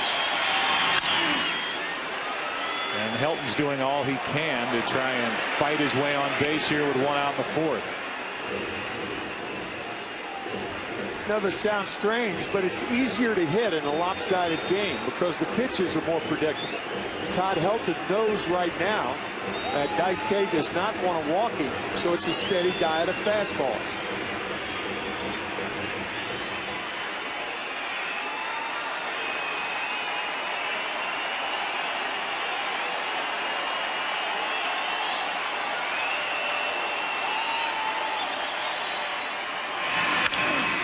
been a steady diet of foul balls.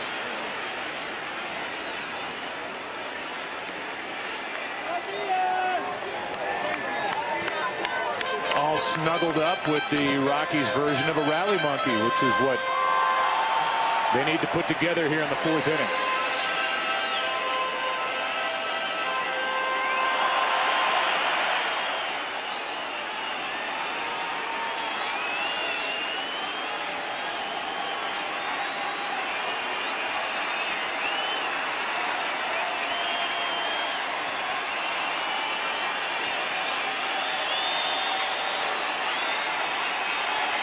Another 3-2 pitch from Matsuzaka to Todd Helton. And another foul ball. Matsuzaka reacting after not getting that one past the bat of Helton.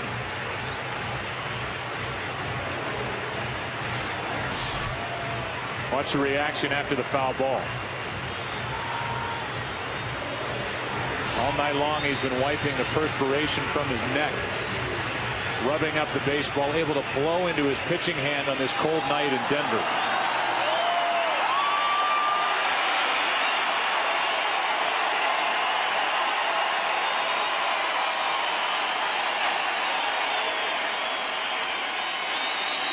Three-two pitch, breaking ball for strike 3. What a battle and what a job by Matsuzaka. 5 strikeouts for Daisuke Matsuzaka. 2 out. Shaking off Jason Varitek twice. No, I don't want that one. No, I don't want that one. Shook off for the breaking ball, and it gets Todd Helton after a bevy of fastballs fouled off. The breaking ball gets an awfully good hitter. A 12-pitch at bat. And with 2 out, nobody on, here is Garrett Atkins. And there is strike 1. Boy, he is working well. 94 with a fastball to Atkins, who was hit by a pitch on the left shoulder his first time up.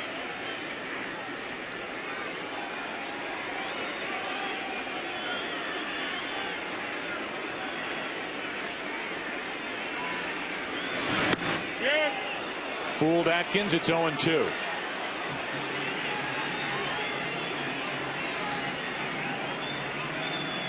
Good confident pace to the night for Matsuzaka.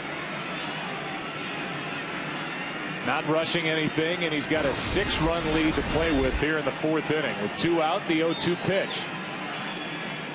A tailing fastball with Varitek wanting it up, and it was up around the chin of Garrett Atkins.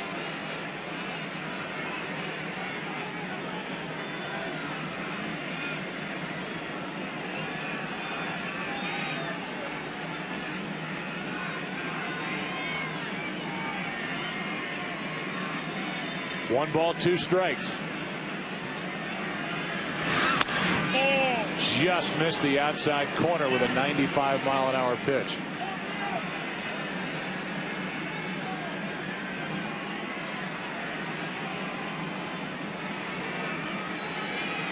Only 1 hit for Colorado.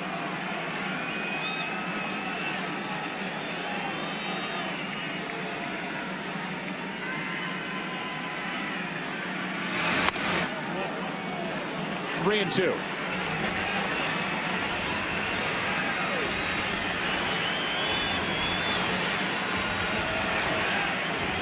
Brad Hopp on deck. Atkins trying to get on and let Hopp get something done.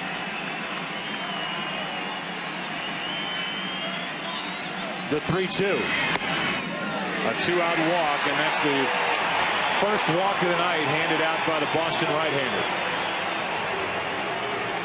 And Hopp will bat with 1 on, 2 out.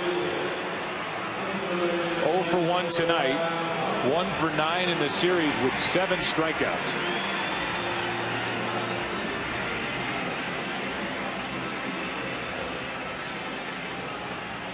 See David Ortiz holding Atkins on. Atkins with no stolen bases on the year. You see it more and more nowadays. Managers electing to have first baseman hold runners close even when they have a big lead. Hopp pops it up. Left center field behind the shortstop position, and Lugo goes out a mile to get it, and the inning is over. A walk, a man left, 3 on the night for Colorado. Beautiful city of Denver, Colorado, where they love the Rockies. Disappointed with the start to this one, down 6-0 after 4. Back after this from your local Fox station.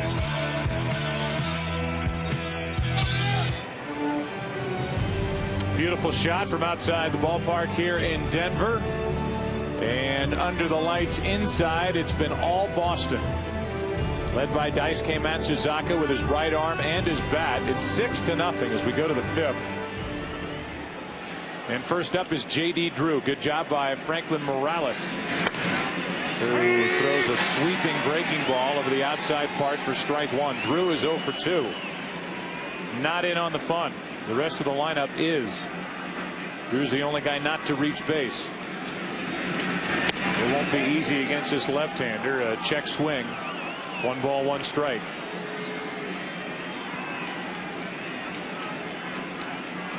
Only 21 years old, signed with the Rockies when he was 16 from Venezuela. Drew into left center field. That ball won't be caught. It is off the wall. Sullivan gets it back in, and Drew has a leadoff double here in the 6th inning. At fastball away, J.D. Drew has now hit in 9 consecutive postseason games. Almost all of them have been fastballs. He is a fastball hitting machine, just like his younger brother, Stephen Drew, the shortstop for the Arizona Diamondbacks. I said 6. It's the 5th, and that's the start to the frame with Varitek coming up and then Lugo. And Jason Varitek tonight has a hit and a run scored. Now everybody's been in on the fun for Boston as we play here in the 5th. Varitek turns around and bats right-handed against the lefty Morales.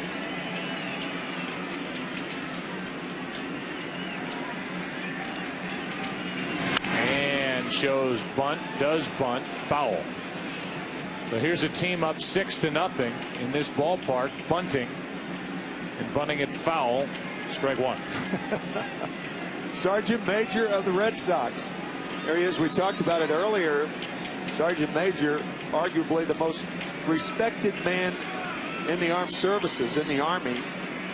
And if there were ever a guy to put that moniker on, it would be the guy in your picture, Jason Varitek. Respected by everybody, top to bottom. I think his pay rank, however, is a little stronger than E9. No doubt about that. Slaps at a high delivery and fouls it back and out of play. Strike 2.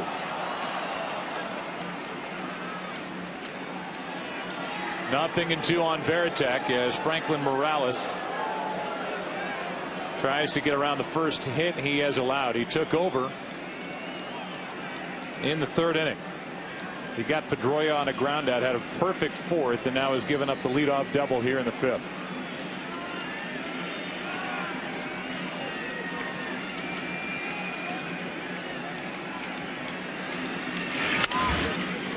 Same pitch, same result.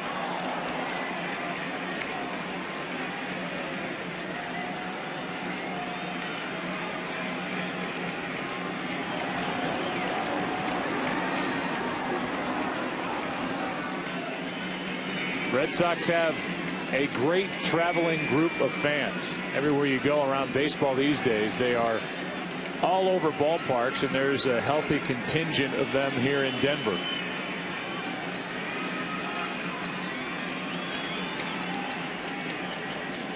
An 0-2 pitch, and another foul by Varitek. I would imagine Terry Francona right now is thinking probably one more at bat for David Ortiz.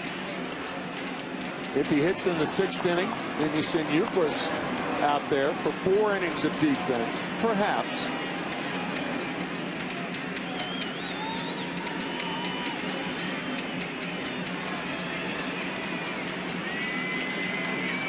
Still 0-2 from Franklin Morales.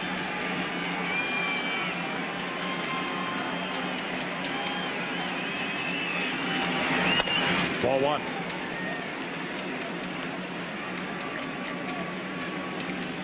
One thing that you notice about Franklin Morales right away, a young pitcher with a different style, but he doesn't finish his pitches.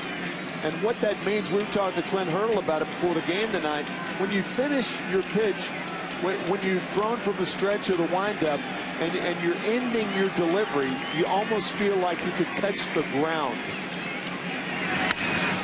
But you can see Morales, after releasing the ball, he's almost too upright. When you throw that hard from an upright position like that, that puts a lot of strain on the outside of the shoulder, the back of the shoulder.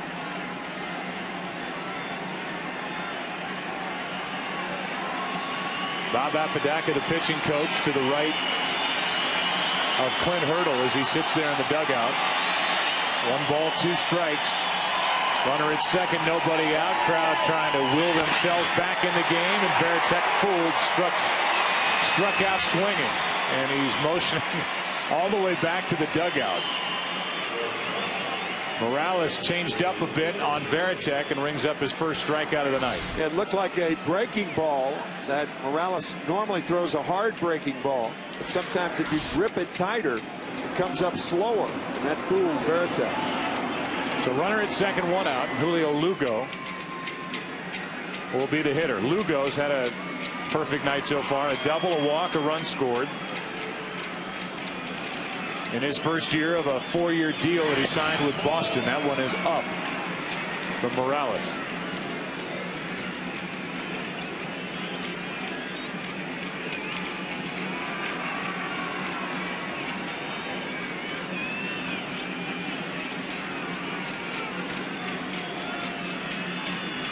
Pitch is down and in, 2-0, and Torrealba is going to go out and talk. Before the game tonight, the 2007 Roberto Clemente Award was presented by Chevrolet and given to the Houston Astros' Craig Biggio. As part of the award, a 2007 Chevrolet Silverado was donated to the charity of Craig's choice, the Sunshine Kids. And the career for Craig Biggio came to a close this season as he got over the 3,000 hit mark, and will end with 3,060 as Lugo fouls it away. Strike 1, 2-1. An upstanding player throughout his career with over 3,000 hits this year. Look at the doubles. He was hit by a pitch 285 times. 7-time All-Star with 4 Gold Gloves. And I think he's on the other side of the bubble as far as the Hall of Fame is concerned. Arguable, but I believe he should get in. I agree. Consider what he did defensively. I mean, he went from catcher to second base to center field, back to second base. I mean, it's unbelievable. Yeah. 2 balls, 2 strikes. Ken Rosenthal is with us. Ken, what do you think? Hall of Famer for Craig Biggio? Joe, I'm a voter, and I am going to vote yes unquestionably. And it's not just the 3,000 hits, though that, of course, is an unofficial Hall of Fame standard. It's just what you mentioned. Center field, second base, catcher. This guy has done it all and really has been a model player throughout his career, his whole career with one team. 2 balls, 2 strikes. Thank you, Ken. And the next to Lugo is inside, full count.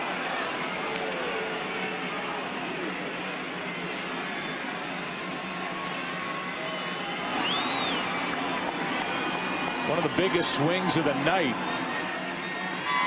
came from Matsuzaka back in that 6-run third.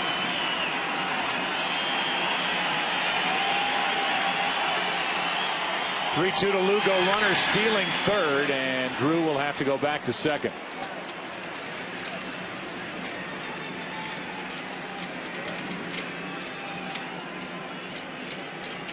So the Red Sox got the leadoff double here in the 5th inning. They showed bunt with Varitek.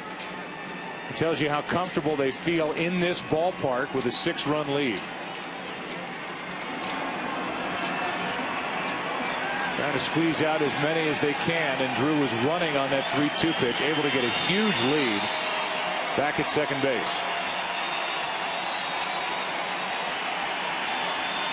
Another 3-2 and another foul ball.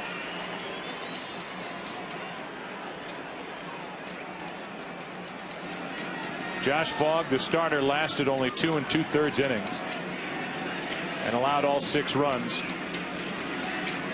on 10 hits. Now Affeldt, the left-hander, gets loose.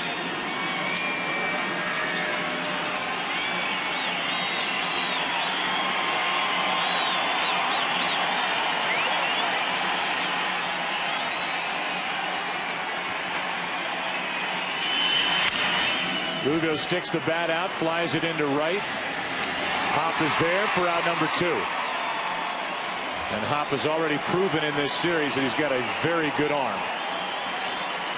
So here comes Matsuzaka, who back in that 3rd inning with 2 out, bases loaded, a 3-0 lead, came up with this.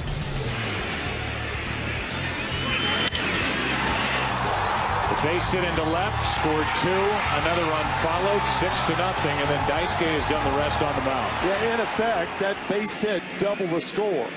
Red Sox were up 3-0, and then driving in 2 runs, and then Pedroia, I beg your pardon, Ellsbury, driving in another run with his 2nd double of the inning. The first time a rookie has had 2 doubles in 1 inning in the World Series. That's outside, ball 1 to Matsuzaka, who on the other side has worked 4 shutout innings and allowed only 1 hit, struck out 5, walked 1. Way outside, 2-0.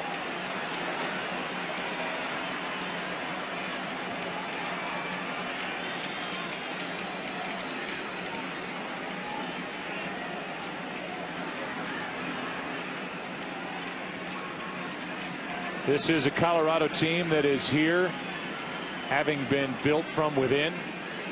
16 homegrown players on this roster. The Red Sox, by comparison, have only 8. Tremendous job by Dan O'Dowd, the general manager here with Colorado. The incredible run down the stretch to get into the postseason, and 7 straight wins to start the postseason, but they have met their match with the Boston Red Sox and have not been able to get any hitting strung together whatsoever. Totally stymied. Matsuzaka swinging on 2-0, fouled it back 2-1.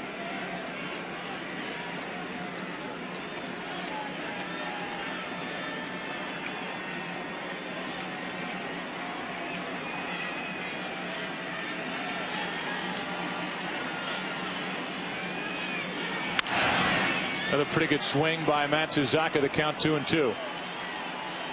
As you look at the numbers in the World Series, consider the Rockies have hit .229 overall in the postseason, and their World Series numbers have dragged that average down.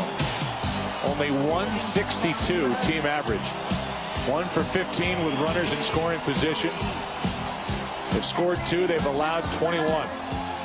And only 4 base runners have reached 3rd. Morales trying to keep it a 6-run game, and Matsuzaka grounds to his former teammate Matsui. The inning is over. Leadoff double by J.D. Drew.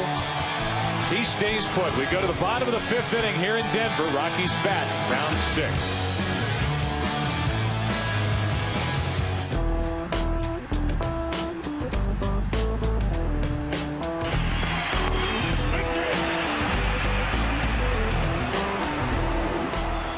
Well, how good has Daisuke Matsuzaka been tonight, huh? This is as good as he has looked in a long time, not just the postseason for the Red Sox, but in a while we'll play you that interview that we conducted with John Farrell, his pitching coach, and he agreed. He actually agreed with something that we were thinking up here in the booth. Yeah. It's an upset. And I don't mean just Farrell. I mean, you know, players, management, the general public, whatever it is. We just throw it out there. First up is Torrealba, and there's a base hit up the middle. Here is John Farrell, the pitching coach, talking first about Matsuzaka, who has brought his good stuff to the park here tonight. Well, we are. He's been strong throughout the first 3 innings here, and I think the biggest thing is he's been able to use the secondary stuff. We talked quite a bit about coming out to Colorado and the effect it may have on the secondary pitches, but you know, he's still throwing some breaking balls with good depth. We'd like to see him throw some fastballs into right-handers with a little bit more frequency, but I think the situation will call for that, and certainly the hitter will dictate that. That guy that just flashed in front of you is your main guy that you talk to about such matters. It's got to be a great luxury to have a catcher like Jason Varitek who gets it and can guide these pitchers through games. Well, I don't think there's enough accolades that you can give Jason. Not only the respect that he has for all the pitchers on our staff, but the way he prepares for a game, the way he is able to execute a game plan out there, and the ability to adjust on the fly. It is a luxury to have that brain back behind home plate. John, thanks for your time. Tim and Joe, thanks. All right. John Farrell, who has been mentioned as a potential manager with the Pittsburgh Pirates, and obviously anything along those lines would happen in the way of an interview after the World Series. Meanwhile, a leadoff hit by Torey Alba. Sullivan is at the plate. On deck is Smith. Seth Smith, the pinch hitter, as the Rockies hope this is the time they get something going. Strike 2 on Sullivan. Torey Sullivan hit .286 with a couple of home runs, 14 RBIs. Affeldt getting loose for the Rockies in their bullpen. And that hit by Torey Alba is the first base hit for the Rockies since the leadoff man, Matsui, in the first. And only their third base runner since. Runner is going, and Sullivan hits it to left. Back is Ramirez for out number 1. All the way back to first with the throw behind the runner, and safe is Torey Alba. 1 on, 1 out, and Seth Smith, the pinch hitter, will come to the plate. Yeah, Joe, we talked about it in the opening. I mean, the Rockies have had a very difficult time just advancing a runner with the base hit. They've done it in 2 innings. We're in the 23rd inning played between these two teams, and the Rockies have only done it in 2 innings. Advance a base runner with a base hit. Seth Smith. Breaking ball for a strike from Matsuzaka. Rockies have not had a back-to-back hit in this series. Middle of game 3.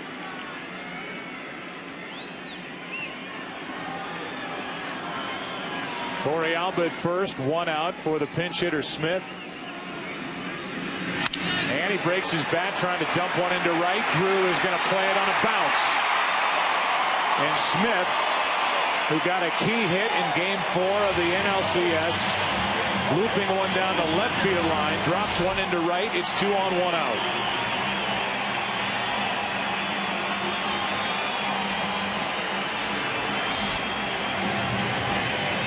So Smith gets the hit, turns the lineup over, and Matsui will be the man at the plate. 2 on, 1 out here in the bottom of the 5th. The World Series on Fox is sponsored by the car you can't ignore, the all-new Chevy Malibu. Here is Matsui, 1 for 2. Tulowitzki will follow, and the rest of this solid lineup for Colorado trying to climb back in it. Casual takes a ball outside. Clint Hurdle's team has got to get something out of this opportunity in the 5th. Down 2-0 and trailing by 6. You get something going out of the bottom part of the lineup, and now Matsui at the plate. The 1-0. 1 ball, 1 strike. Good work by Franklin Morales while he was in there. 2 1/3 innings. No runs, 1 hit, 1 strikeout. Kept it at 6-0.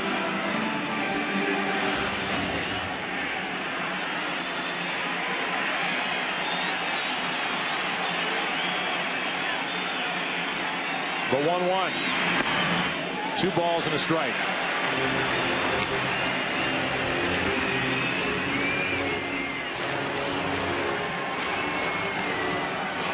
Temperature has dropped a couple of degrees in the last half inning.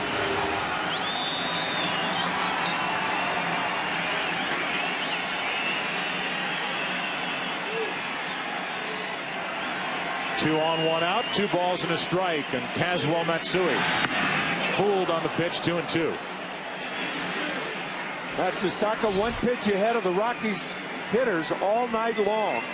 He threw a 1-0 breaking ball and now a 2-1 curveball.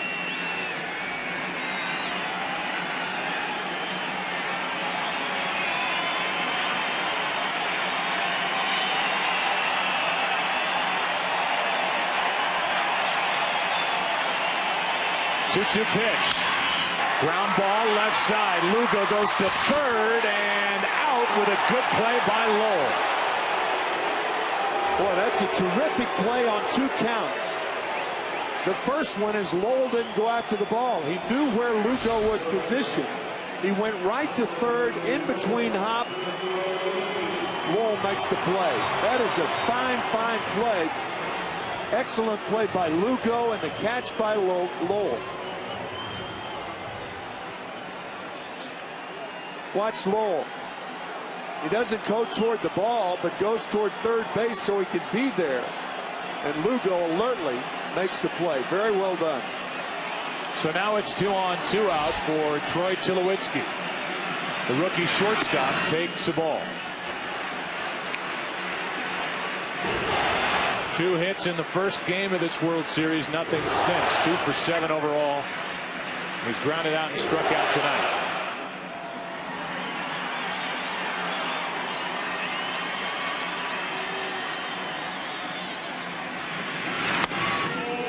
Inside 2-0. That, by the way, was the only play that Lugo had. If he goes to second or first, no chance to get Matsui. He's too fast. Smith had a good jump from first. That was really well done. Matsuzaka behind on the count, 2-0. And Tulowitzki off balance, pops it up. The Rockies have another chance. They do nothing with it. This game goes into the 6th inning. The Rockies have stranded 5, and the Red Sox lead by 6. Game 4 probables tomorrow night right here on Fox, 8 o'clock Eastern. John Lester gets the start, the left-hander. 4-0 during the regular season against Aaron Cook, who was the opening day starter for Colorado. Won 8 games, and what will the series look like then? Right now, the Red Sox are trying to lead it 3-0. We're into the 6th inning now, and Jacoby Ellsbury, who has 3 hits, looks at a ball outside. Aaron Cook, tomorrow night starter for Colorado, spent 2 months on the DL with a strained left oblique.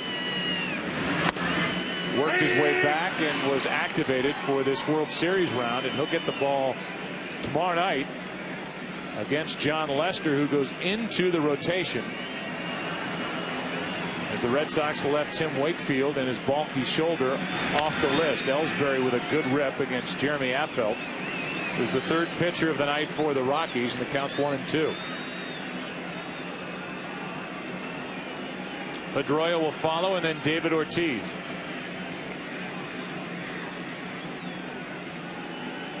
Big night tonight for the top 2 guys in this lineup for Terry Francona. And Ellsbury's a guy who's been light the fire, whether it was that swinging bunt, a line drive past Atkins at third, or the shot into left center field for an RBI double, his 2nd double of the 3rd inning. The 1-2. The other way, a lot of spin on that ball. Atkins makes the play, and a stretch by Helton for the out. Good play on both ends, 1 away in the 6th. Ellsbury jammed, a little spinning one-hopper, and Atkins makes a strong throw to get him.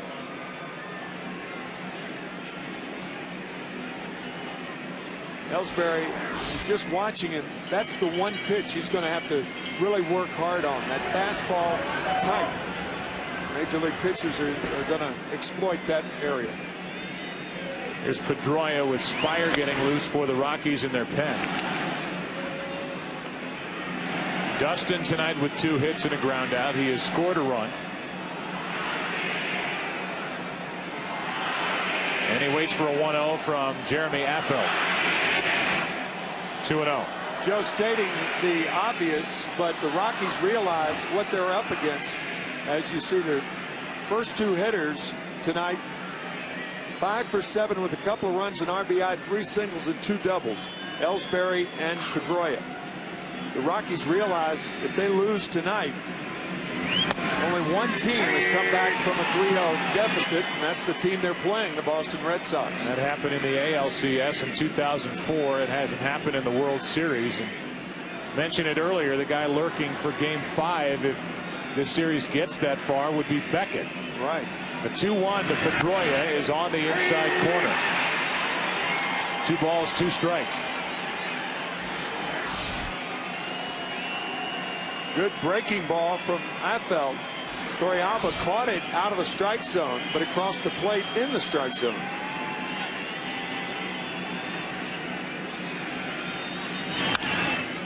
Foul back and out of play. Let's go down to Chris Myers. Chris. Boston batting coach Dave Maggott, and Joe, he's a video junkie, and he's made an already solid Red Sox hitting team even better. The Red Sox belong to a service. They have video of every pitch from every major league pitcher. He applies that, and he'll even put a split screen with his hitters. He doesn't change their style, but points out some things that they may be doing or not doing. And Dustin Pedroia was one of those. He said he's learned a lot from Maggott. Maggott stresses patience and discipline, and he says people complain about the length of games and games going too long. He said that's my livelihood. It usually means we're scoring runs. Yeah, Chris, and as we all know now, video is such a big part of the approach by these hitters, and it's certainly the case for David Ortiz, who is digging in after Pedroia fly to center. Ortiz, the DH typically, not tonight here in Denver, playing first base, but he'll have his at bat and immediately be able to go back and watch video of that at bat and prepare for whoever's coming out of the bullpen to face him next. Look at past duels that he has had with who's ever coming out of the pen, and just overall gauge how he's swinging the bat and what the opposition is trying to do to him. Ball 1 from Affeldt.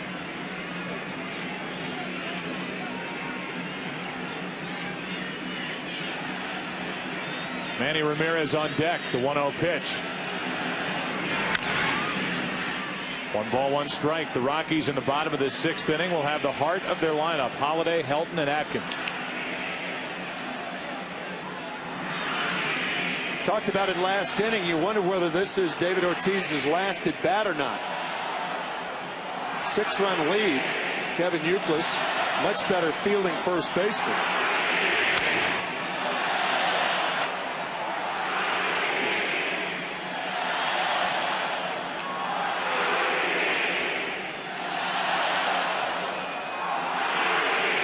So the rookie Pedroia talks to Maggott after flying to center.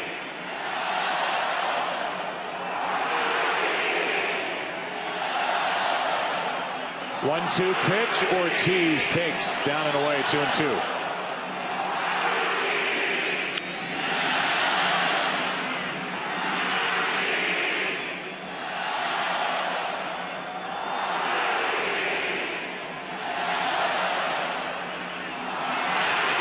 Ortiz strikes out, and we go to the bottom of the 6th inning.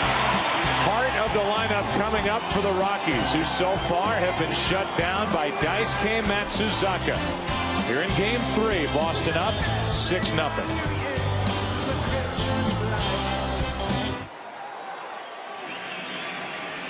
Daisuke Matsuzaka will deal with the 3, 4, and 5 hitters for Colorado here, up still 6-0.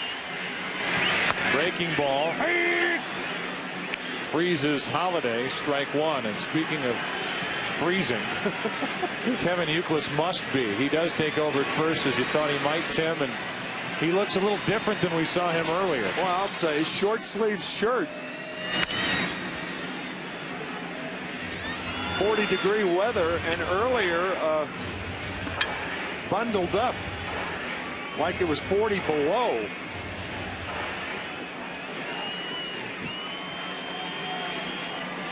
Nothing in 2, the count on Holiday. There's Kevin Youkilis before, and there's Kevin Youkilis now. Can wear sleeves. Yeah.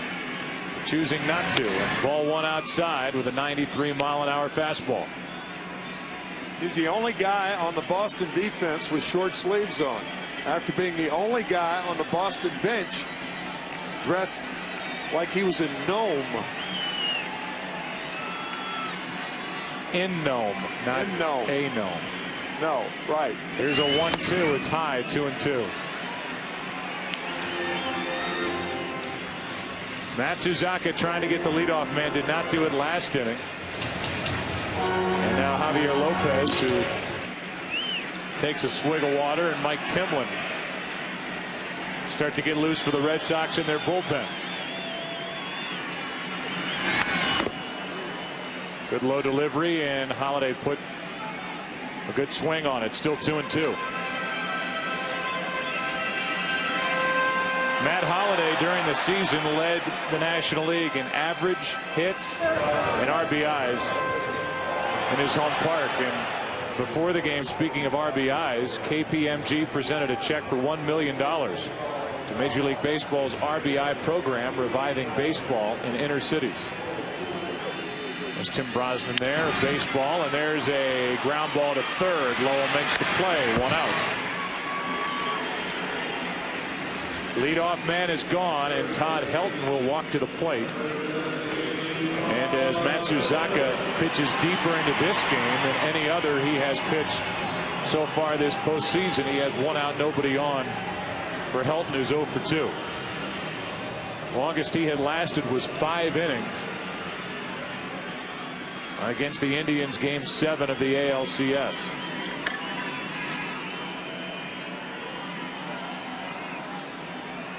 Helton has bounced into a force out and struck out. Struck out looking back in the 4th. On the outside corner, strike 1. Seth Smith already pinch hit successfully in this game. He has the distinction of playing behind Eli Manning at Ole Miss. The guy at the plate, Todd Helton, has the distinction of being overtaken at the quarterback position at Tennessee by Peyton Manning. And there is a football field of this Colorado Rockies team. Helton, mentioned Smith, Matt Holliday, recruited at Oklahoma State, play quarterback. Clint Hurdle, same at Miami and Florida. Jamie Quirk, recruited by Notre Dame, he's the bench coach. And Glenn Allen Hill, first base coach, recruited by Arizona State.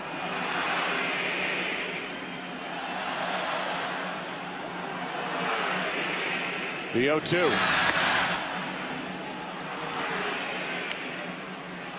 1 ball, 2 strikes.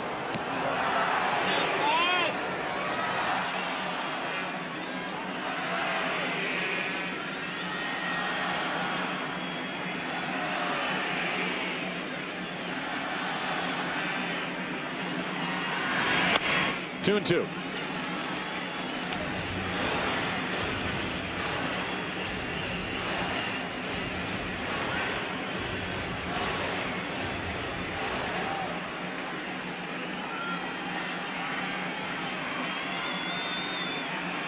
Last 14 games, Helton came in hitting .467 at home against American League pitchers. Tonight he's been shut down by Matsuzaka, and the count stays 2-2.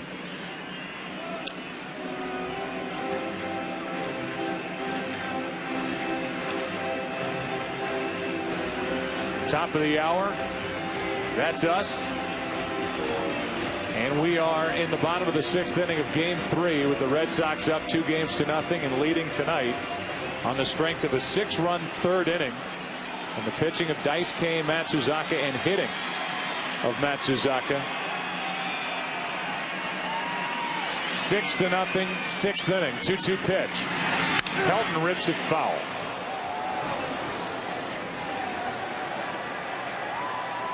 Boston Red Sox have done such a good job of keeping their crowd in it when they were at Fenway.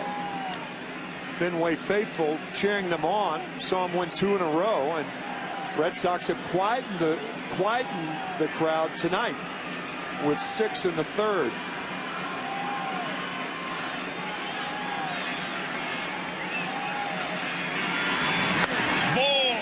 just inside and a full count. So quiet, you could clearly hear Ted Barrett, the home plate umpire, say ball. They're trying to get it going.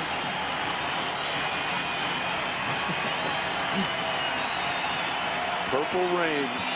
3 balls, 2 strikes, 1 out, nobody on, and Helton batting in front of Garrett Atkins. And taking a 1-out walk. Second walk issued by Matsuzaka. Garrett Atkins is one of the many prides of UCLA. Jackie Robinson lettered there. Garrett Atkins, a 2-time All-American at UCLA. Teammates with Chase Utley of the Phillies, Mike Gallego, who's the third base coach for the Rockies, Eric Burns, and Eric Karros before, quote-unquote, the hair.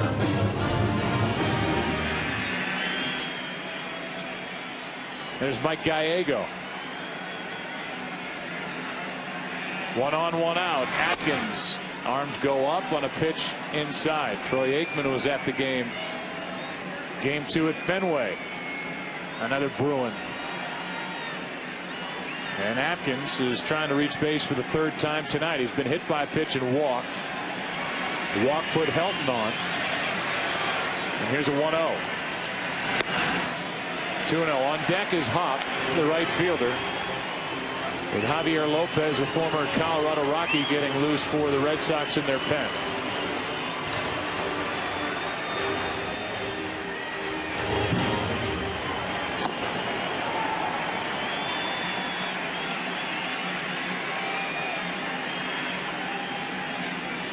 The 2-0. Outside, 3-0.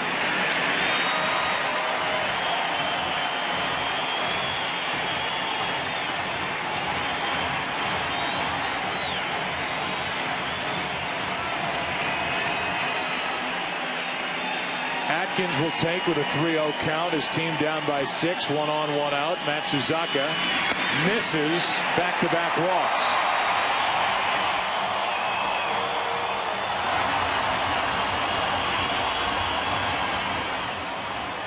And with Hop coming up, Francona is going to go to the mound. Matsuzaka walks way behind the mound. He does not want to come out. The AT&T poll question: which Blake Street Bomber hit the most home runs with the Rockies? You all picked Larry Walker, and you are right.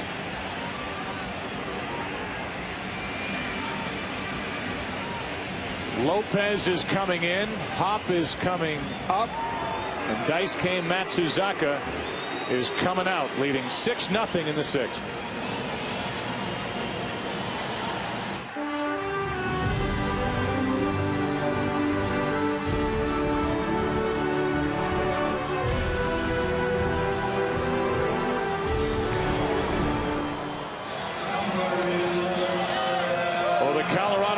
Are hoping that the back-to-back walks by Matsuzaka, which spelled the end of his night, will lead to something big and get them back in this game. Javier Lopez takes over.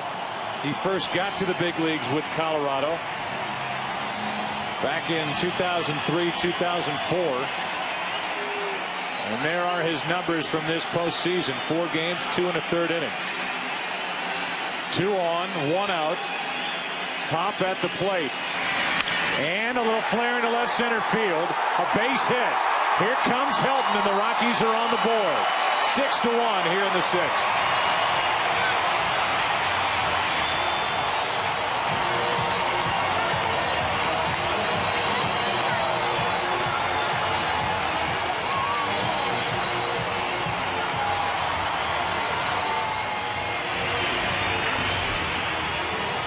Fastball on the inside part of the plate, actually right down the pipe.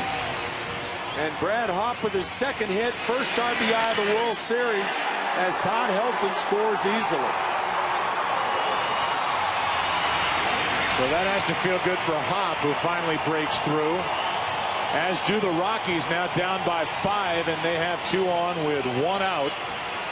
And Torrealba at the plate has singled on this night and has one 3-run home run to his credit this postseason. Ball 1.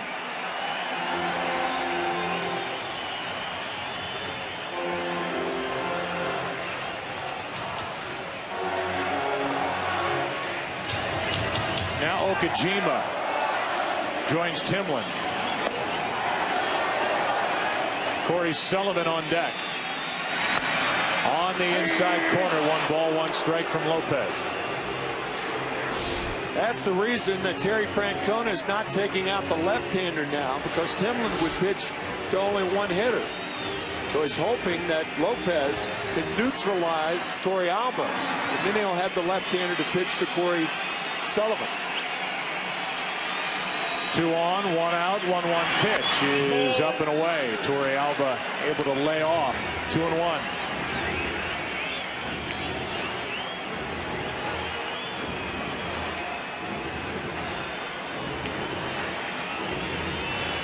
It doesn't have the feeling in this park it once did with a team down by 6 or 5 or 4.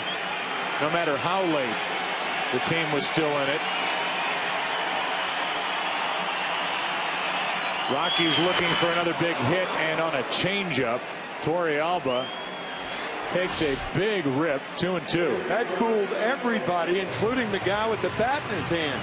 Nobody expected that change on a 2-1 count from Lopez. Burgess and Spire getting loose. Affeldt worked a scoreless top half of this inning, and now with 2 on, 1 out. Torrealba grounds a base hit into left. Atkins to the plate. It's a 4-run game.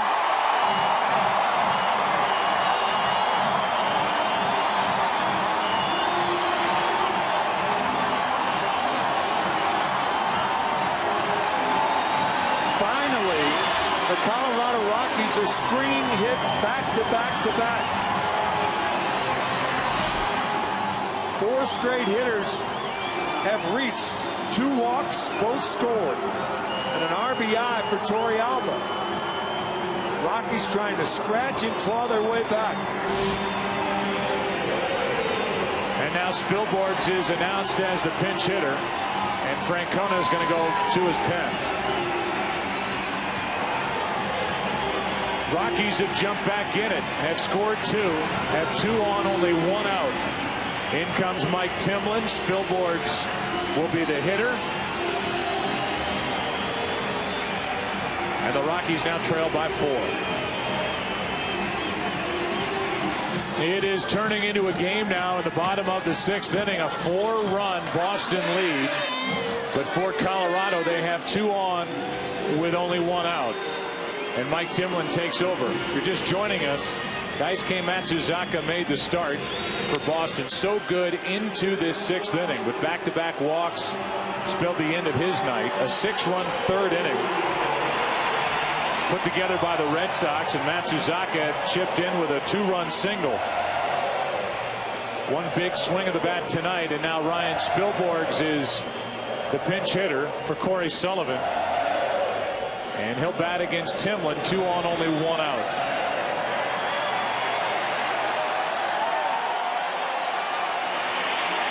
Hop the lead runner at second. Torrealba on at first, with the temperature dropping as we go deeper into the night.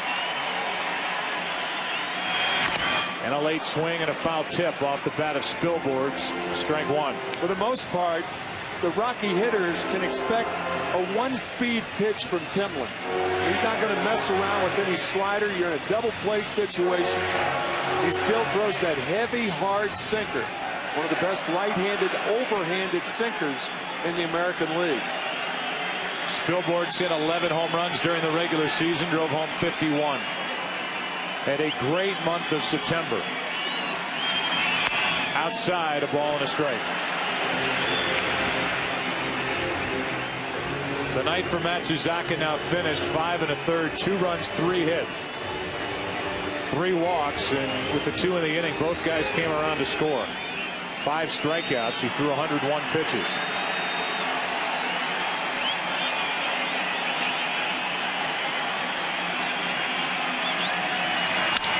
In the air to center field. Back is Ellsbury, drifting at the wall to haul it in for out number 2. 415 feet away for a loud second out here in the 6th.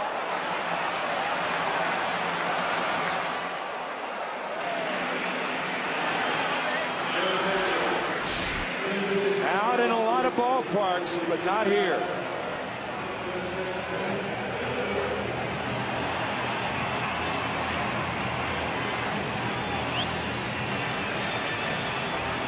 So it fell short in center, and now with 2 on and 2 out, Jeff Baker is announced as a pinch hitter. 2 for 3 in the postseason, his first appearance in this World Series.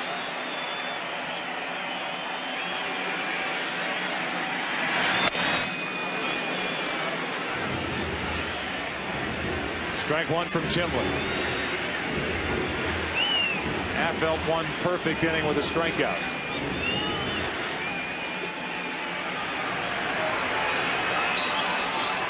Matt Hergis getting ready. He was throwing with Spire. One of those two will take over in the 7th. 2 quick strikes on Baker.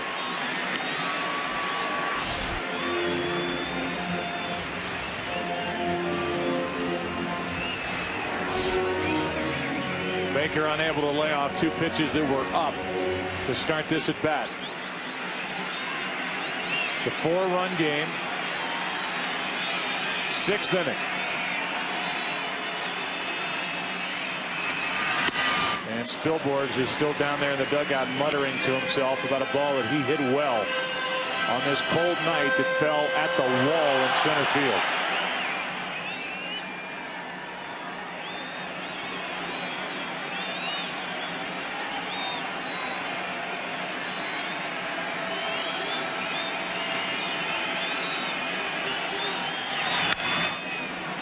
Still 1 and 2 on Baker.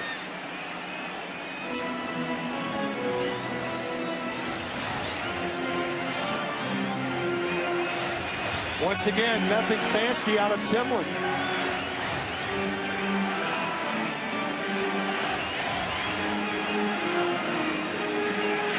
Mike's attitude has always been, you can hit my best, hit it. And his best is that sinker.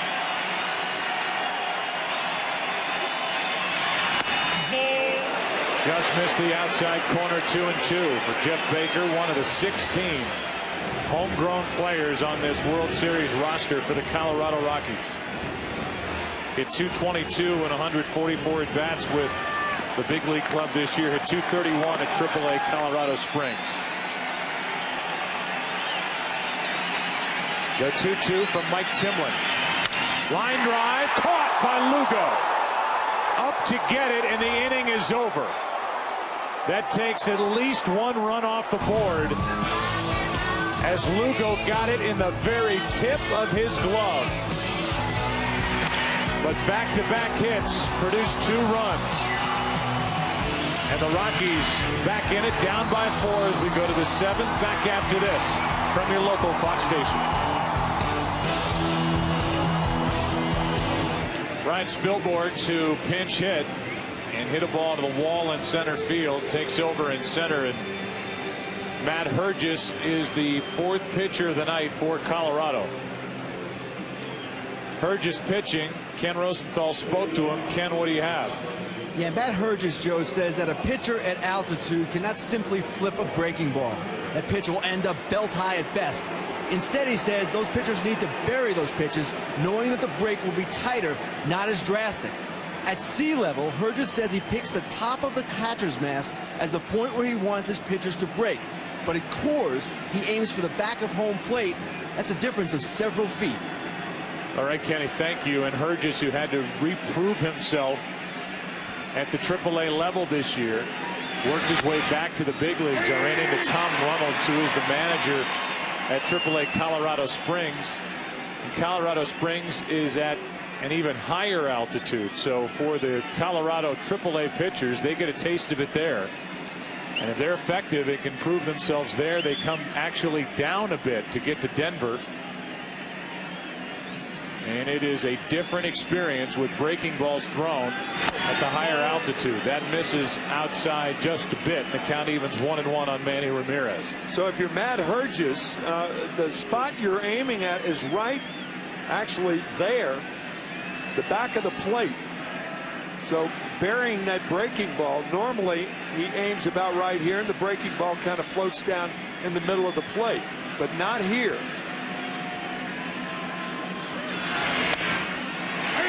Fastball jumps in for strike 2. Ramirez tonight is hitless. He has been on base, however, with an intentional walk back in the 3rd. That was the inning where he was thrown out at the plate by Matt Holliday.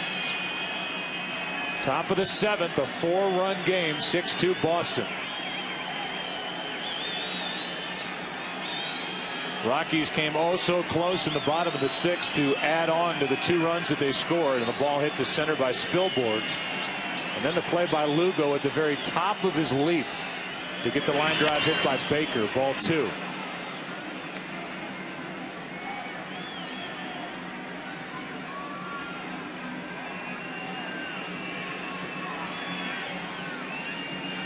Down around 40 degrees, a little breeze through the park, and the temperature is going down. Started at 45. Here's a 2-2 pitch. Ramirez. Fastball by his bat, 1 away. Time now for the Bank of America My Expression Banking Fan Cam. Make every day game day with a Bank of America check card and enter the Bank of America's postseason sweepstakes for a chance to win a $2,500 gift card for the MLB.com shop. Log on to bankofamerica.com/playoffs for details. Bank of America, the official bank of Major League Baseball and the World Series. Good start for Herges as he gets Ramirez. Here's Mike Lowell. There's that breaking ball that drops in for strike 1. Joe, how many games end with both Manny Ramirez and David Ortiz out of the lineup? That could happen with Manny Ramirez probably his last at bat.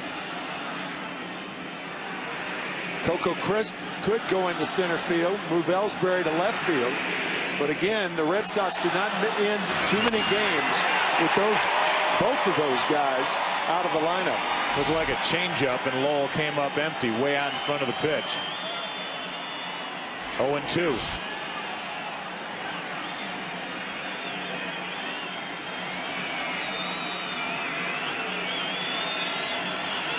Nine-year veteran in the big leagues, Matt Herges. Called up in July, and boy, has he been good. Back-to-back strikeouts to start the 7th. Back-to-back changeups to get back-to-back strikeouts as Lowell swings over it.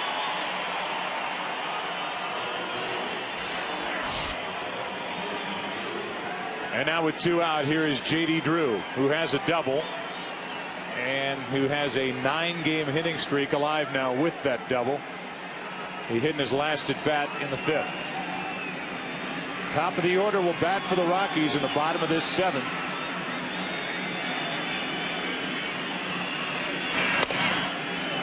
Ball 1 to Drew.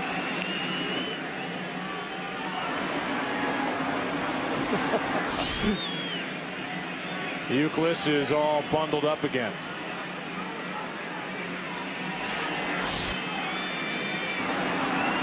I think he's ready to pull a pizza out of the oven. Foul tip.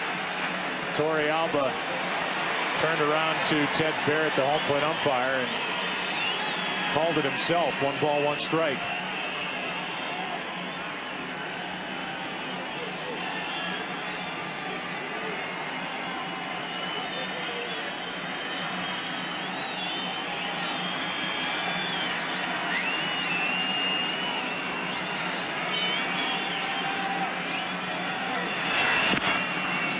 Change up in the dirt.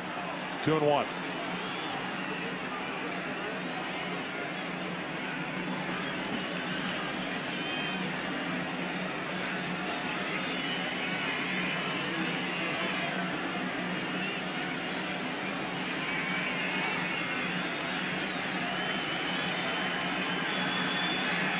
Ramirez struck out. Lowell struck out. Drew has a 3-1 count.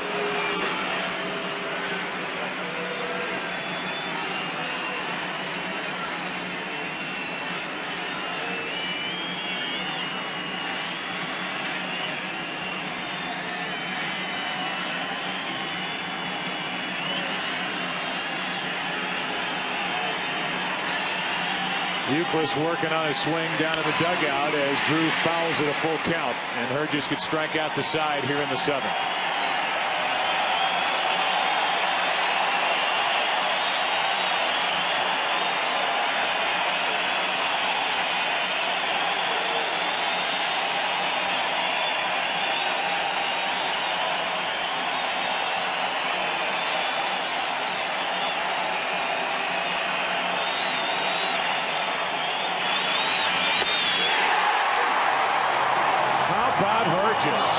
And the bullpen tonight for Colorado. Morales, Affeldt, and now Matt Hergis, who strikes out the side. Again, following tonight's telecast, you can log on to foxsports.com or MLB.com for a live extended postgame webcast with interviews, press conferences, highlights, analysis, much more. Chris Myers, Harold Reynolds, Jim Leyritz, and Kenny Rosenthal. And also join them for a live early pregame webcast, including live batting practice an hour and a half before game time throughout the rest of the World Series. It's 7th inning stretch time here in Denver, and we go to the Rockies public address announcer, Reed Saunders. Ladies and gentlemen, to honor our nation with the singing of God Bless America, please welcome 8-time Grammy winner, Rock and Roll Hall of Fame inductee, the lead singer of the legendary Earth, Wind and Fire, and Denver native, Philip Bailey. God bless America, land that I love. Stand beside her and guide her through the night with a light from above, from the mountain to the prairies, to the ocean, white with foam. God bless America, my home, sweet home.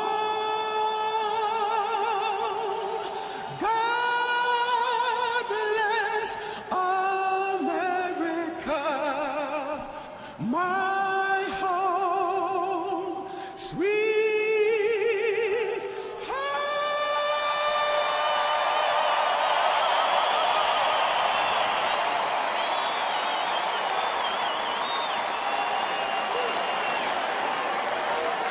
Beautiful night in Denver. It is cold. Started at 45 degrees, and it has dipped down into the 30s. 39 as Timlin works it home, and Matsui trying to bunt, bunts it fair, base hit. Rockies start the 7th with Matsui aboard.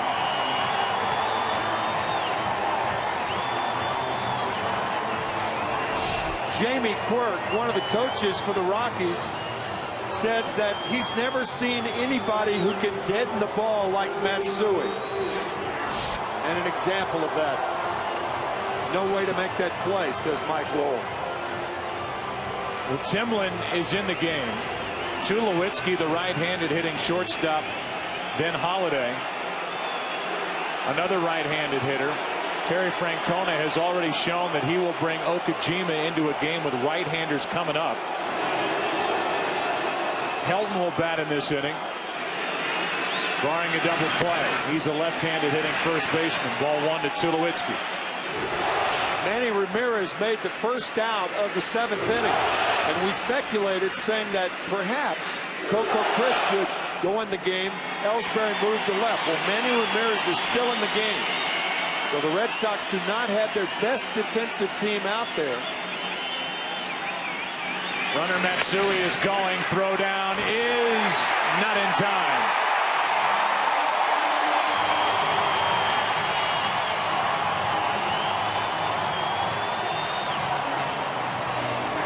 Matsui with 32 steals on the season. Tulowitzki taking that fastball to give him a chance to run. Down by 4 here in the 7th inning. Matsui has to be certain that he can make it. And he got in ahead of the tag by Pedroia. Now a 1-1 count on Tulowitzki, who is 0 for 3 and frustrated tonight. Runner at second, nobody out, and Tulowitzki chased it. The Rockies have shown some impatience at the plate. Matsuzaka took advantage of that in the first 5 1/3. The back-to-back walks ended his night. Lopez didn't retire a hitter. He faced 2, gave up 2 hits, and now it's Timlin.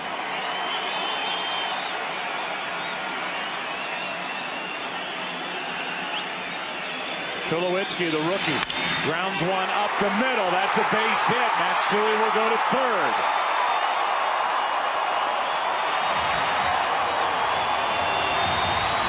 Matsui going back to the bag because he thought Timlin might have a chance to field that ball. And he didn't want to be caught off second base. Watch how close Timlin comes. You can see Matsui, that brought him back towards second base, realizing nobody's out, and goes only to third. Well, now a double switch is coming from Francona as he goes to the home plate umpire Ted Barrett. And Hideki Okajima is coming into the action. First and third, nobody out. And the Rockies making a lot of noise in the 7th.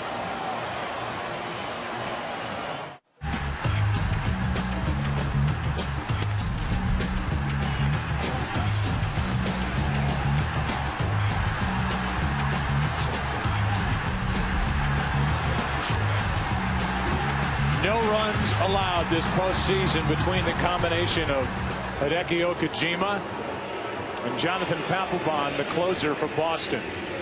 Coco Crisp comes in the game. Jacoby Ellsbury goes to right, and the double switch is Okajima is batting in the spot vacated by Drew. 6th.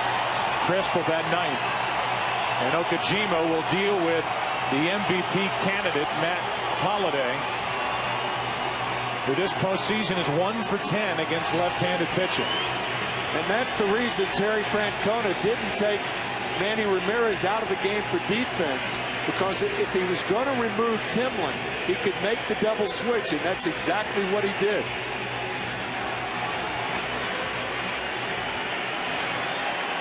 So Timlin's night is finished. 2/3 of an inning, 2 hits. Get out of the 6th.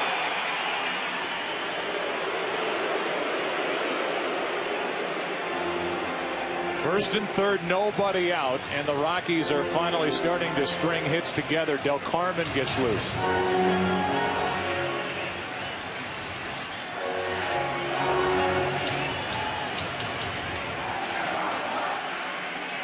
The guy at the plate, Matt Holliday, led the National League with a .340 average. And he shoots one into center field. Back at the wall, 3-run home run. And it's a 1-run game.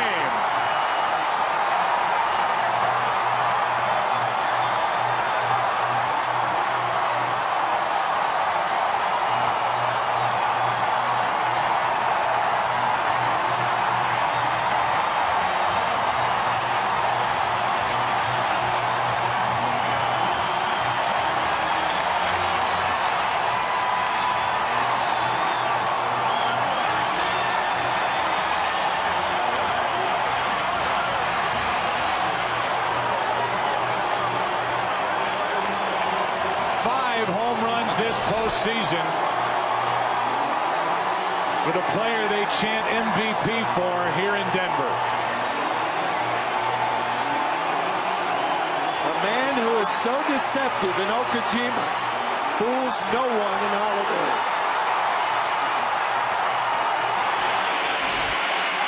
Now it's Helton. Still nobody out. Looking for the fastball. Got it. And I mean, did he ever get it?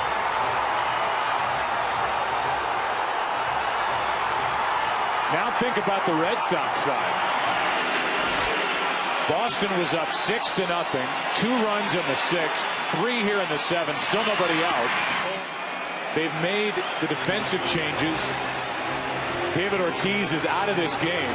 They do replace him with Kevin Youkilis, but a big weapon is lost for Francona now down the stretch in what is a 1-run game in the 7th inning. J.D. Drew is not in the lineup also. They replace him in essence with Coco Crisp, who hasn't been hitting at all. The 1-1 to Helton. 2 balls and a strike. What can't be overlooked is the job done by Morales, Affeldt, and Hergis. The bullpen that took over for Josh Fogg, who could not get through 3. They pitched 4 1/3, allowed only 1 hit and no runs.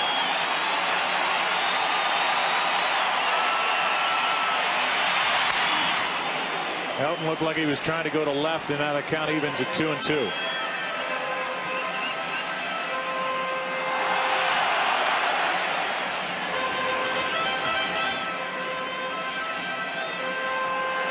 Sometimes the location of the pitch makes up your mind for you. That pitch away, and Helton has been a guy who's gone with the pitch throughout his whole career.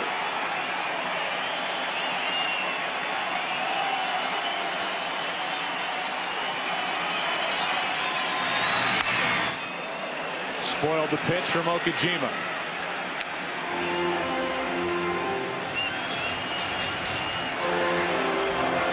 You hear that a lot, that a hitter goes up there looking for a pitch to drive. Matt Holliday sitting on that fastball. He got it and didn't foul it off.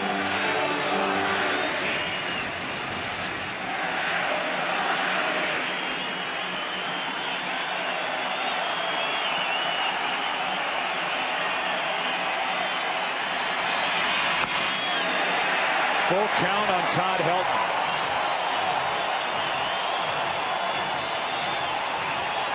Okajima was extended in game 2, went 2 1/3 innings, struck out 4, allowed no base runners. And as he works here in the 7th, Del Carmen is getting loose behind him.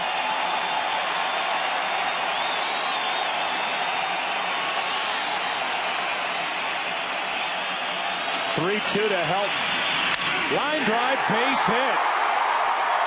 Tying run is on with nobody out here in the 7th.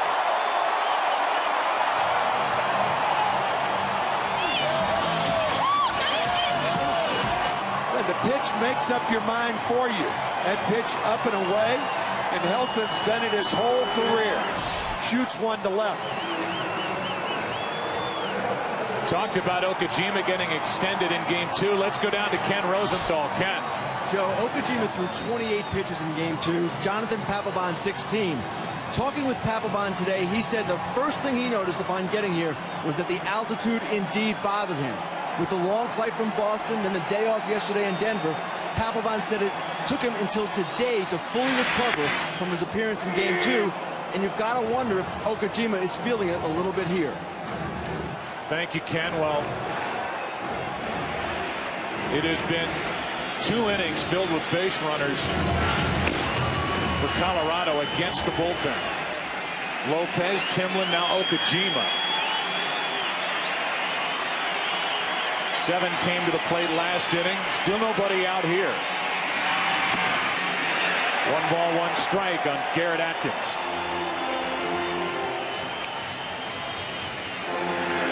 And now Brian Fuentes, the former closer and outstanding setup reliever, is getting loose.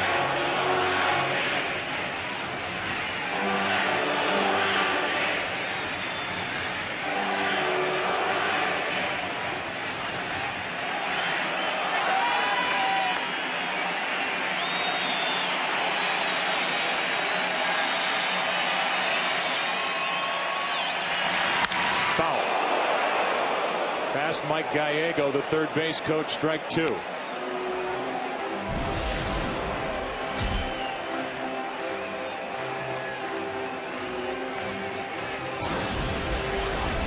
Rockies trying to complete their comeback. Trailed 6-0 in the top of the third inning. Now it's 6-5. Tying run at first, nobody out here in the seventh.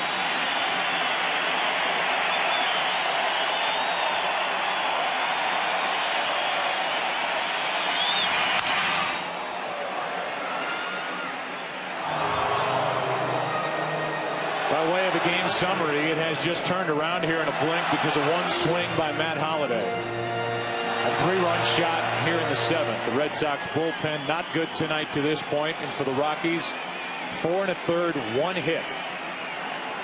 Ortiz is out of the game for the rest of the night for Boston, as is the red-hot J.D. Drew. Another 1-2 to Garrett Atkins. And a foul tip keeps him up there.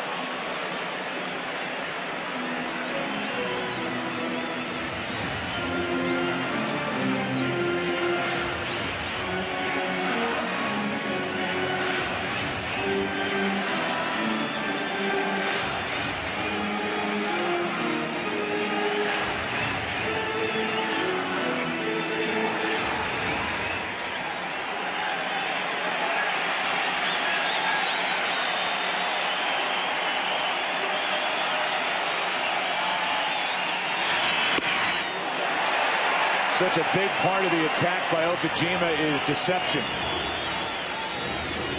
And after getting a long look at Hideki in game 2, and as the scene has shifted here to Denver, Colorado, the deception doesn't appear to be what it has been this postseason, where he has been basically untouched.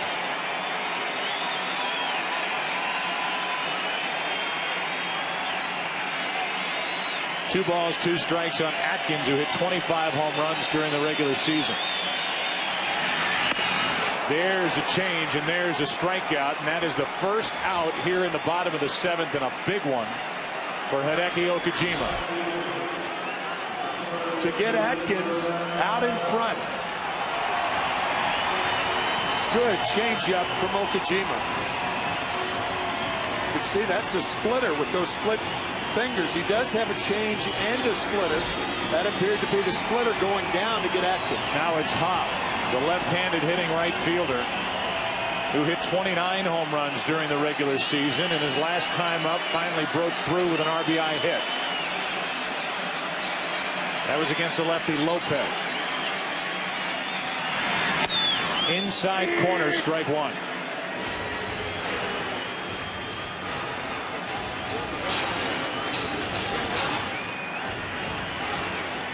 It's Hop now. It's Torrealba on deck. And Del Carmen ready if needed in the bullpen for the Red Sox.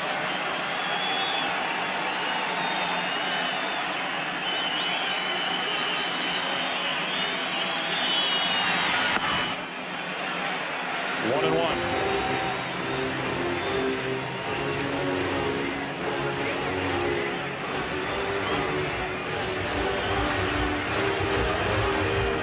Red Sox in the 8th will have the bottom 3 in their lineup: Veritek, Lugo, and Crisp.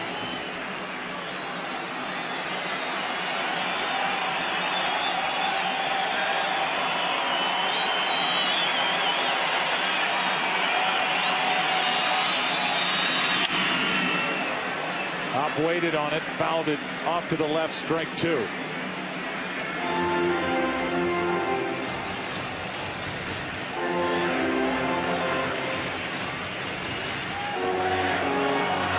Red Sox pitchers have pounded up and in to Brad Hop throughout the series. Okajima should be a pitcher that he can handle better, because Okajima's not a hard thrower. Of course, he's a left-hander. Straight up to shoot, behind home plate,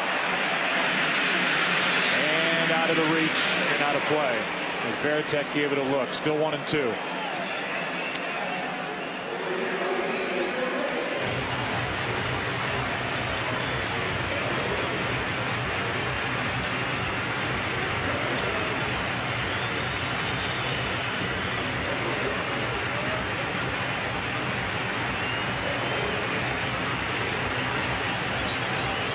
375 in the power alley in right center field.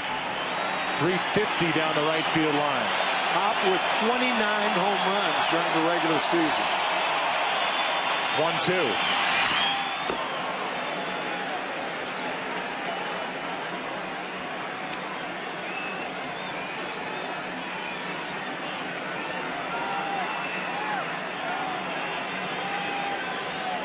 Okajima has had to work here in the 7th inning. He was greeted by the home run by Matt Holliday to straightaway center. Already 20 pitches, and he has recorded 1 out.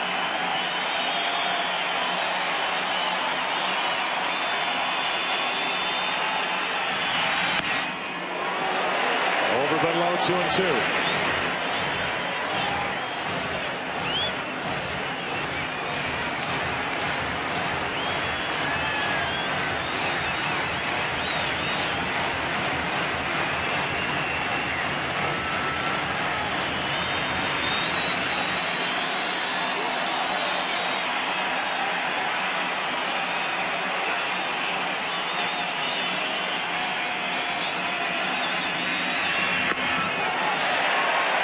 Full count. This is a tough one. Do you send the runner with the batter batting, who has 7 strikeouts in the series?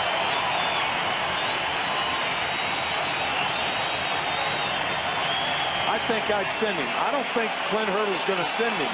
But because Okajima throws slower than most guys, I think I'd send him and hope he makes contact.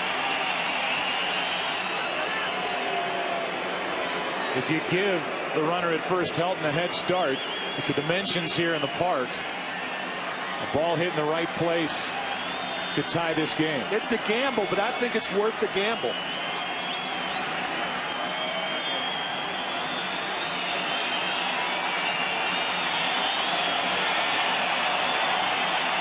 Helton not going, and Hop strikes out. Okajima fools Hop, who strikes out for the 2nd time tonight and the 8th time in this series. I think that was a splitter again to get Hop. Either a splitter or a straight changeup. What an array of deceptive pitches Okajima throws. I mean, you just cannot think along with it. No way. Unless, of course, you're Matt Holliday looking for a fastball and get it. And then Helton got a base hit to left after a lengthy battle. Back-to-back strikeouts of Atkins and Hop. And now Torey Alba. Strike 1.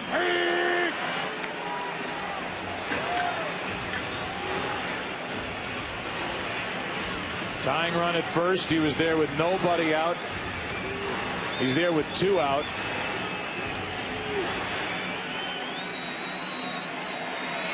Timlin went 2/3 of an inning, 2 runs on 2 hits.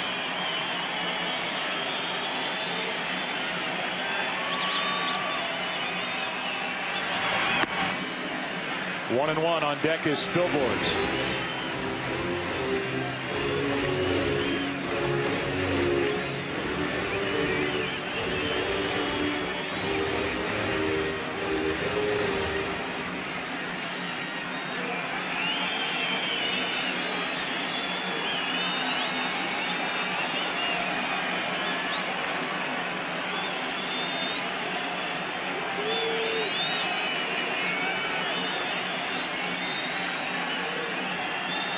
The 1-1 to Torey Alba.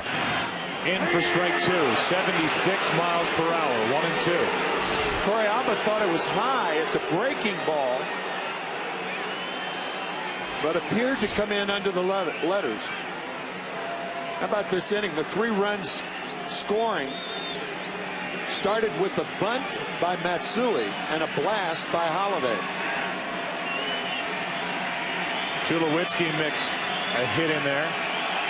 Then Helton the base hit. And since that moment, Okajima looks more like the pitcher that we've seen this entire postseason. 2-2 on Torey Alba.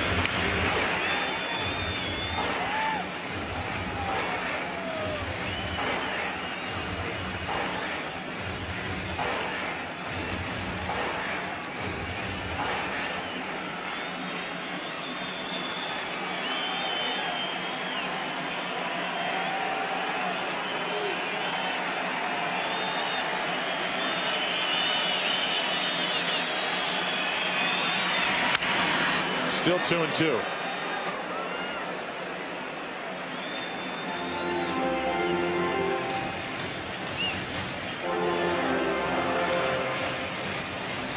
Top of the hour here in game 3. Boston up 2-0. Led at one point 6-0. It's now 6-5. And the tying run is on with 2 out in the bottom of the 7th.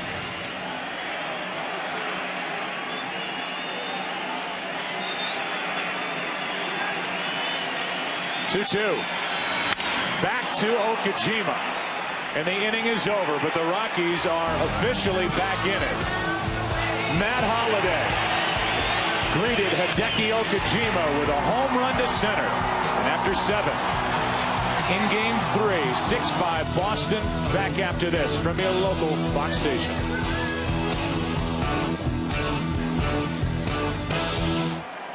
Eight innings pitched in 8 games during the postseason for Fuentes. What a weapon in the 8th inning for manager Clint Hurdle. Setting up Manny Corpus, and he delivers a breaking ball strike to Jason Varitek. Varitek, Lugo, and then Crisp. Batting in the number 9 spot.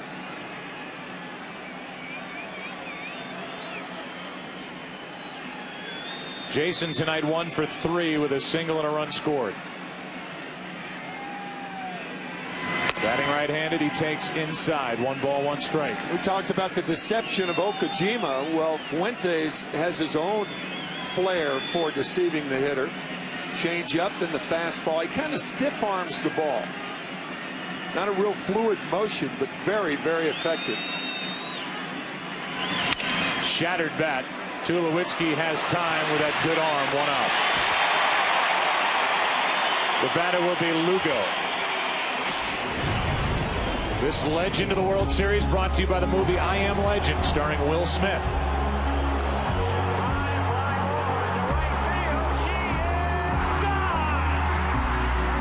You know the situation. 1988 World Series Game 1, 2 outs, bottom of the 9th. The man on, down 4-3, and Kirk Gibson pinch hit against one of the greats, Dennis Eckersley.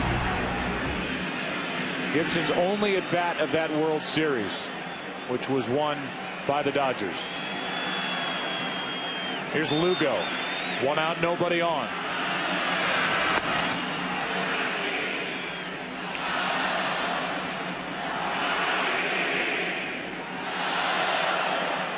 They are packed in here in Denver with Lugo at the plate. Takes inside 2-0. There is action for the Red Sox out in their pen. Okajima still in the dugout. Del Carmen again. And in the bottom of this 8th inning, it will be Spilborgh's a pinch hitter, and then Matsui.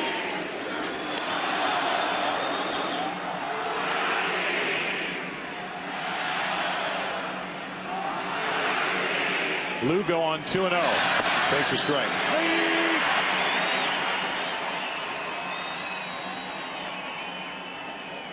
Julio Lugo has made 2 nice plays defensively in this game. 1 on the force out at third base. On a ball hit back in the 5th inning by Matsui, and the other going up to get a line drive with 2 on and 2 out to rob Jeff Baker of at least 1 RBI, maybe 2.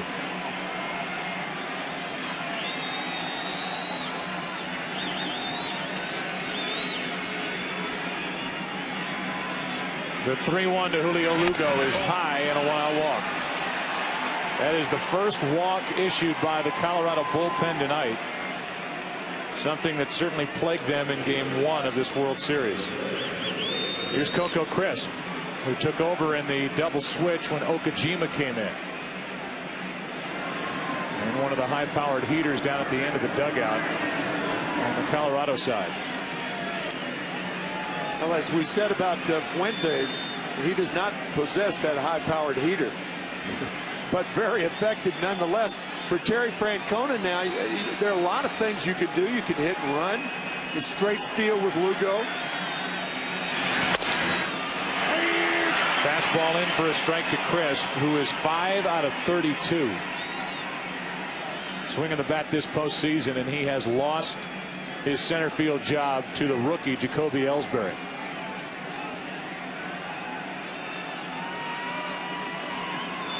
Banged his knee into the wall on the final play, Game 7 of the ALCS. And the breaking ball hasn't frozen, but it misses. 1-1.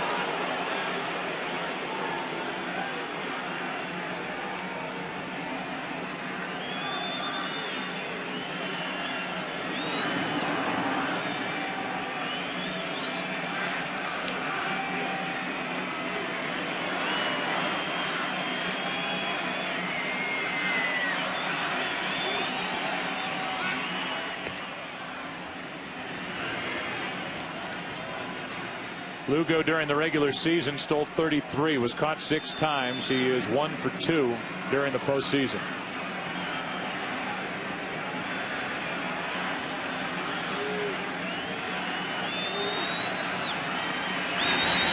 Crisp gets one off the end of the bat into center field. 2 on, 1 out. A walk, a single, and back to the top of the order for Jacoby Ellsbury. Right off the end of the bat and out of the reach of Troy Tulowitzki. You could see Julio Lugo at first base. He had to hold up, thinking that Tulowitzki, with that range of his, may make the catch. That's why he ends up at second base. So now Ellsbury, who has 3 hits, will bat against the left-hander Fuentes. So you know, this year's World Series MVP will receive the perfect garage from Chevy, a 2007 Chevy Malibu and a Tahoe hybrid.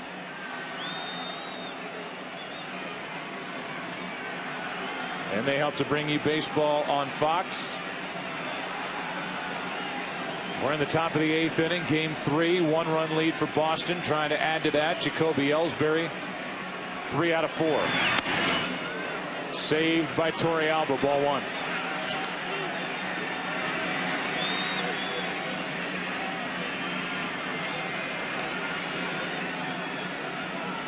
Pedroia on deck, and then Euclid. Ortiz was lifted for defensive improvement as Ellsbury gets it off the end of the bat. Long run for a hop. Still going. It's a fair ball. 1 run will score. Crisp will end up at third base on the 4th hit of the night by the rookie Ellsbury. It's 7-5.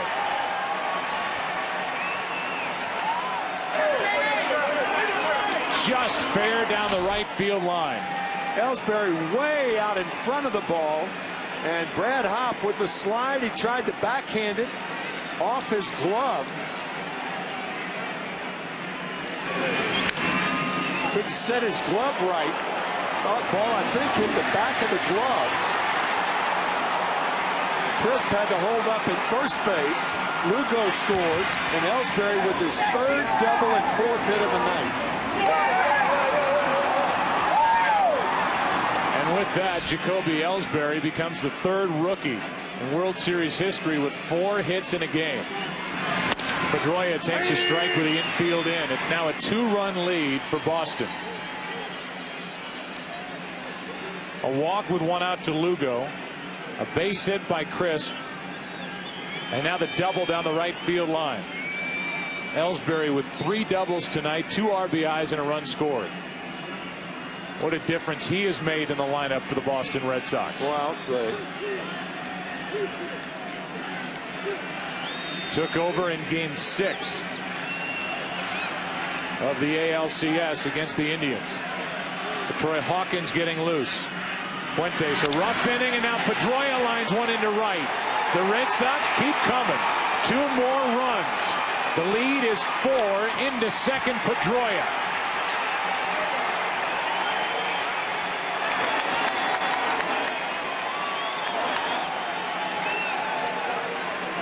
So Fuentes comes in and gives up 3 runs here in the 8th inning, and the top 2 guys in the lineup all night long have been doing it for the Red Sox. Pedroia's 3rd hit, 2 RBIs.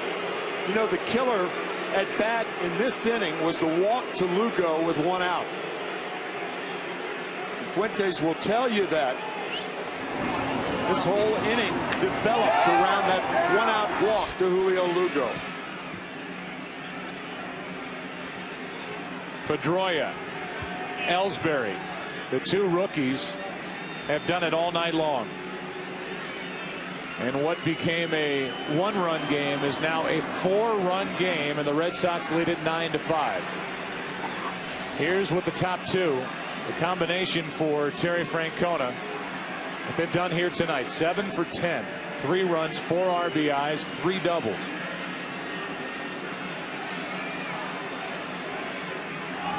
And add one more double on top of that. It says 3, but it's 4. 3 for Ellsbury, 1 now for Pedroia. And here is Euclid, his first at bat since taking over for David Ortiz. Ball 1.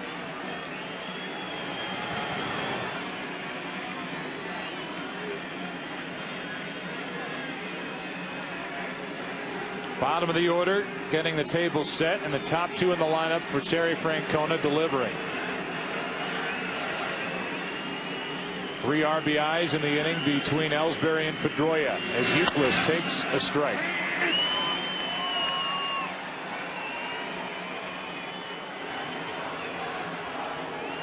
Set up well for Clint Hurdle. He had a chance to bring in Fuentes in the 8th after Hurd just struck out the side in the 7th. And Fuentes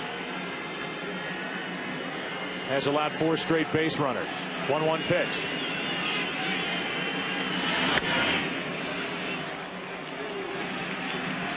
Table setters tonight have also included the entree and dessert. What a game by Ellsbury and Pedroia. Sensational.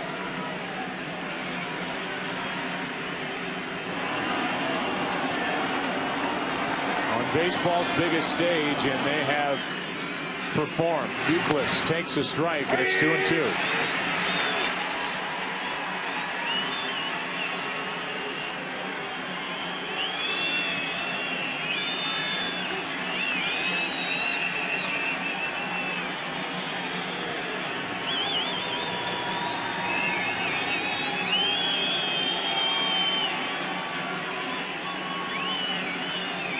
Runner at second, 1 out, 2-2 pitch. Euclid grounds to Atkins. 2 out in the inning. And Manny Ramirez will have his 5th plate appearance of the night. Manny tonight has drawn an intentional walk, been thrown out at the plate. He is 0 for 3.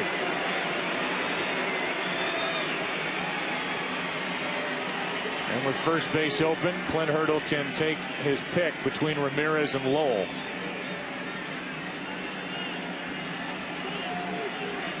Lowell tonight with a 2-run single and a run scored, and they'll pitch to Manny Ramirez.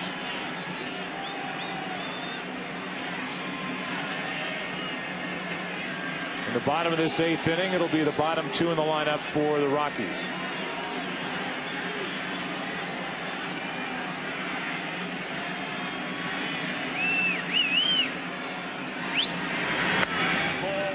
Ball 1.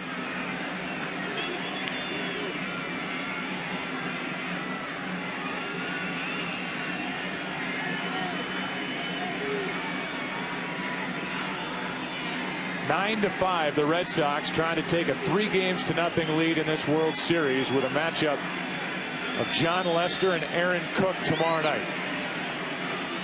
A 1-0 to Ramirez. 2-0. Now they may go ahead and walk him since the count is 2 balls and no strikes to Ramirez.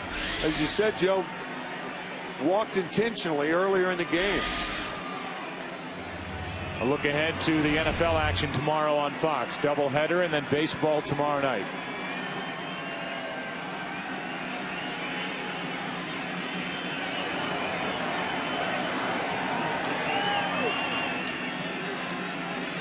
Two to Ramirez is in for a strike. Came right after him, 2-1.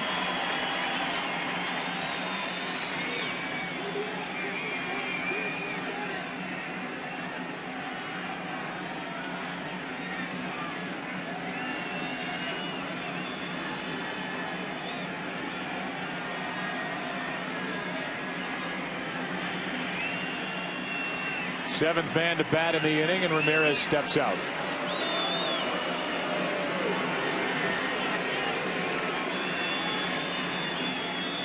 Pedroia with the key hit. A 2-run double. Following Ellsbury's RBI double. And here's a 2-1 to Ramirez. Popped up, shallow left. Holiday has an hour to get there, and the inning is over. The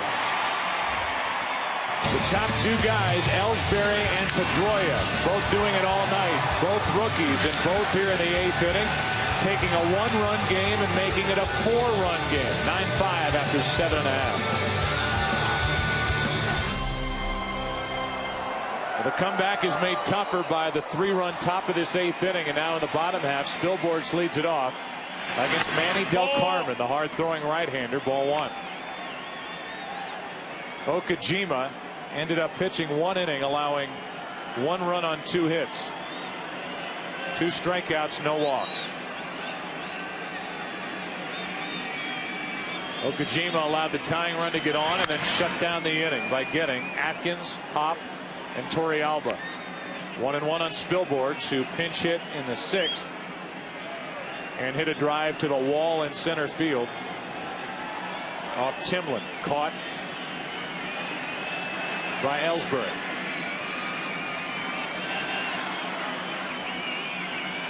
The 1-1 pitch. 2 balls and a strike.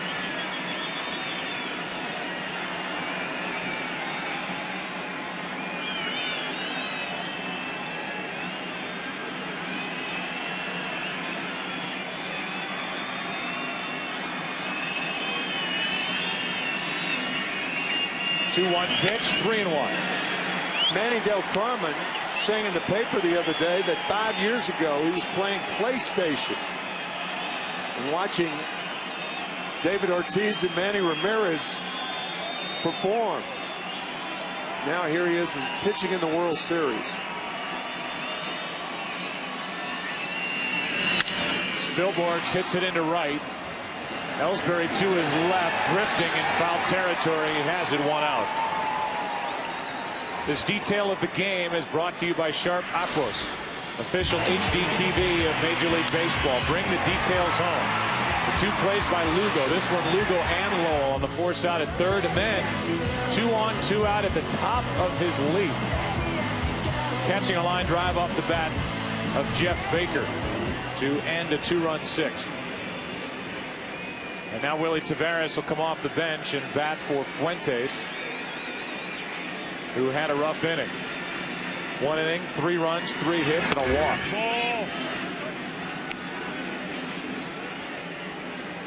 Ball 1 from Del Carmen.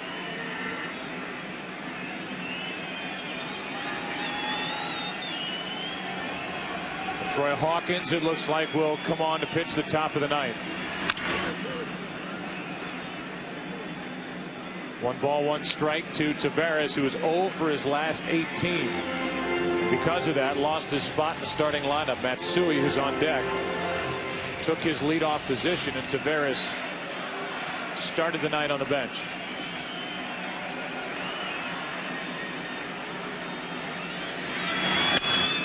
Two and 1.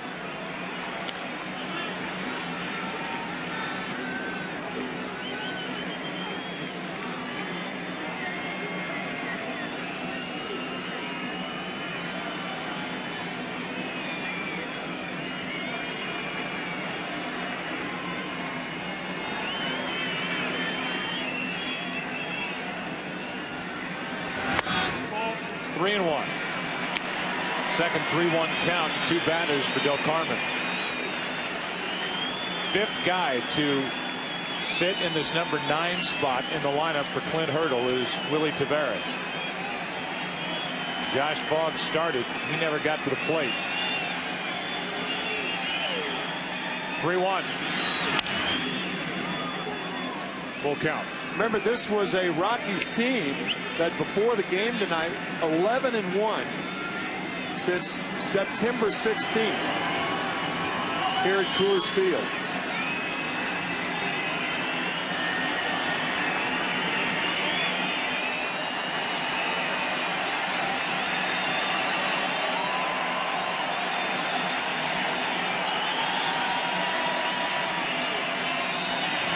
Tavares lines one to Pedroia, 2 out. And the bases are empty with Matsui coming up.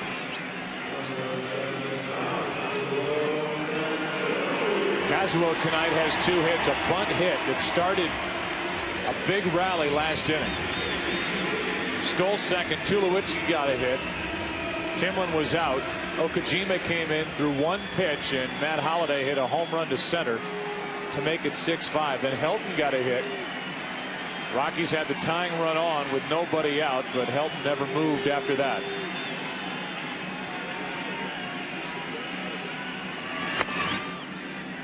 Ball 1 to Matsui.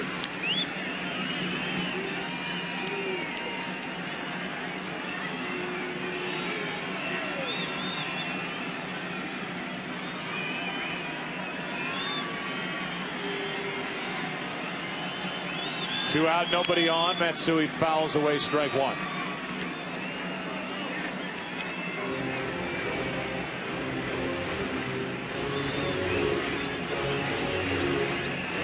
So the Rockies able to bust out of it a bit offensively in the last couple of innings, but the pitching allowing 9 runs on 14 hits and 3 big ones scoring in the top of this 8th inning for Boston against Fuentes. Up the middle, base hit. Matsui has his 3rd hit of the night.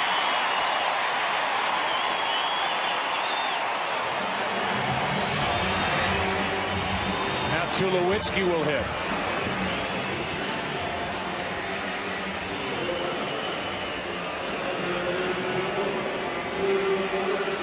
Troy, the shortstop, hit 24 home runs during the regular season. Papelbon is about ready. You would think one more base runner with a guy like Holliday on deck. 8th inning or not, Papelbon would be the man on the mound. Yeah, give him a cushion where Holliday does not represent the tying run. 1 on, 2 out, ball 1.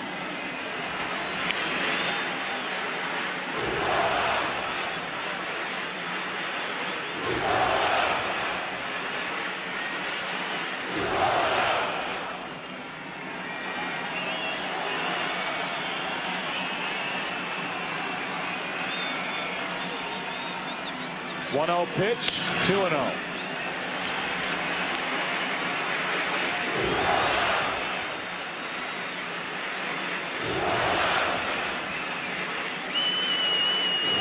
And now John Farrell, the pitching coach, is going to come out and try and help Del Carmen figure out how to throw strikes. He's fallen behind every hitter in this inning, and he's 2-0 on Tulowitzki. I think he's helping Del Carmen. I think he's helping Papelbon throw a little more on this cold night.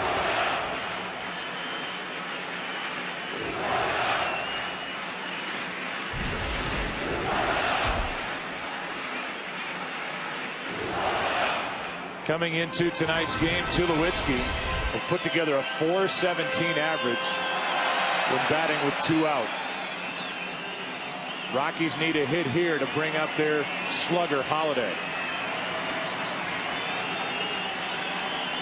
8th inning, 9-5, Boston out in front. 2-0 pitch. 2-1.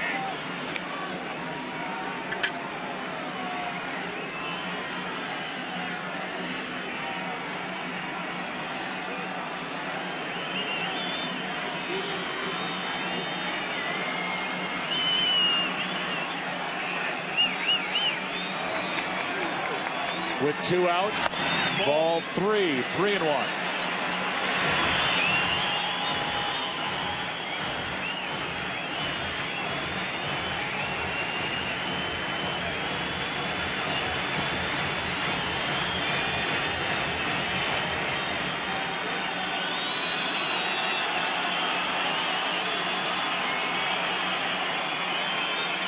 Tulowitzki takes a walk, and Holliday will bat.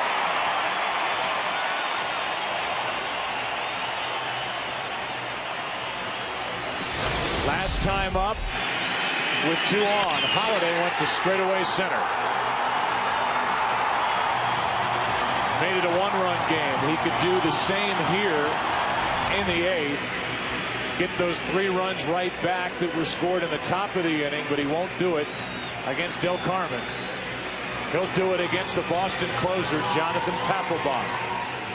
Double switch as Pedroia comes out. Cora comes in to play second. And Papelbon will come on to face Holiday with 2 on, 2 out in the 8th inning of Game 3.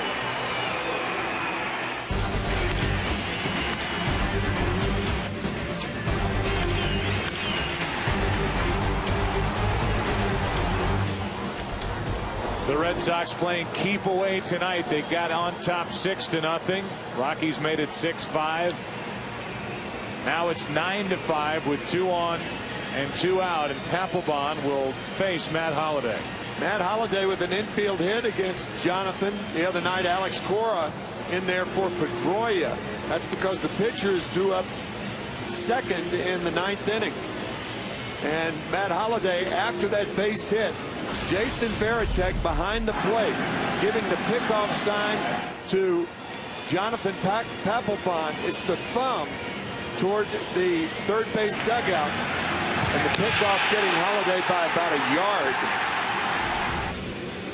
Key play in that game on Thursday night. In a 2-1 win for Boston. Now they lead by 4, 9-5, and Papelbon will work to Matt Holliday, who they love for good reason here in Denver. 5 home runs this postseason. 35 home runs during the regular season. 137 RBIs. And the best average in the National League at 340. 36 homers, 137 in the RBIs, an average of 340. Top average, the top RBI total. 2 on, 2 out.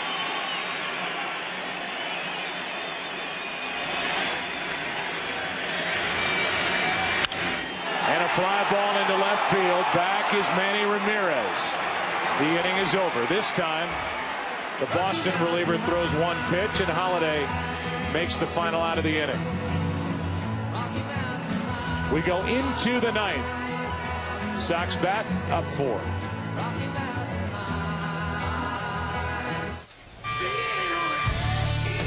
End of a fun doubleheader day of football tomorrow on Fox. Tom Brady, Randy Moss. That combination, 10 touchdown catches for Moss. 10 of the 27 thrown by Tom Brady. And in the late window tomorrow, 4 o'clock Eastern, it will be the New England Patriots hosting the Washington Redskins. As LaTroy Hawkins is greeted by a base hit to center off the bat of Mike Lowell, and we're underway in the 9th inning, 9-5, Boston on top. Hawkins has done a nice job in 4 innings. He's allowed 1 hit this postseason. And he will pitch to Alex Cora, who's batting in the number 6 spot, where the pitcher was. That double switch was made by Terry Francona. And now the pitcher's spot is in the number 2 position where Pedroia was. Cora's playing second. 4-run game. Rockies expect a bunt. Cora will give it to him. And Hawkins thought about second, throws to first, and the sacrifice is good with Matsui covering. Down to second is Lowell, 1 out. And the batter will be Jason Varitek.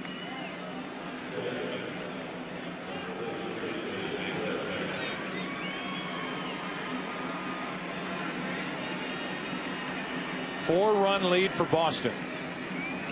In the bottom of the 9th inning, it will be Helton, Atkins, and Hop.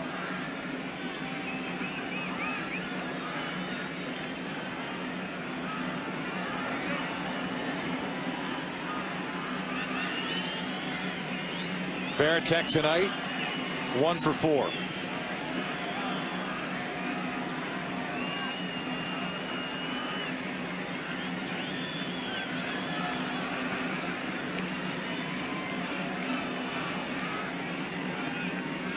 With 1 out, Varitek takes a strike. 94-mile-an-hour fastball from Hawkins.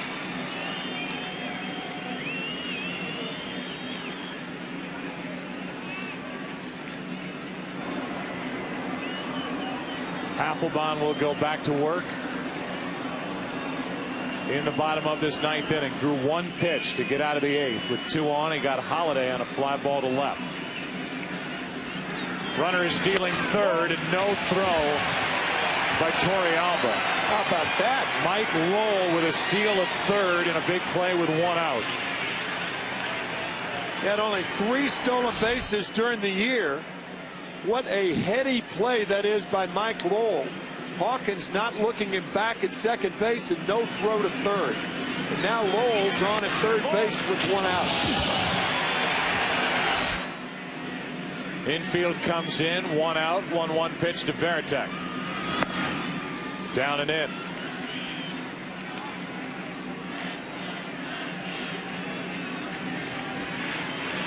Juan Benitez, 1975. The last steal of third base, the postseason ALCS Game 1, and it's Mike Lowell who steals third. That was against the Oakland Athletics. 2-1 pitch is high, 3-1.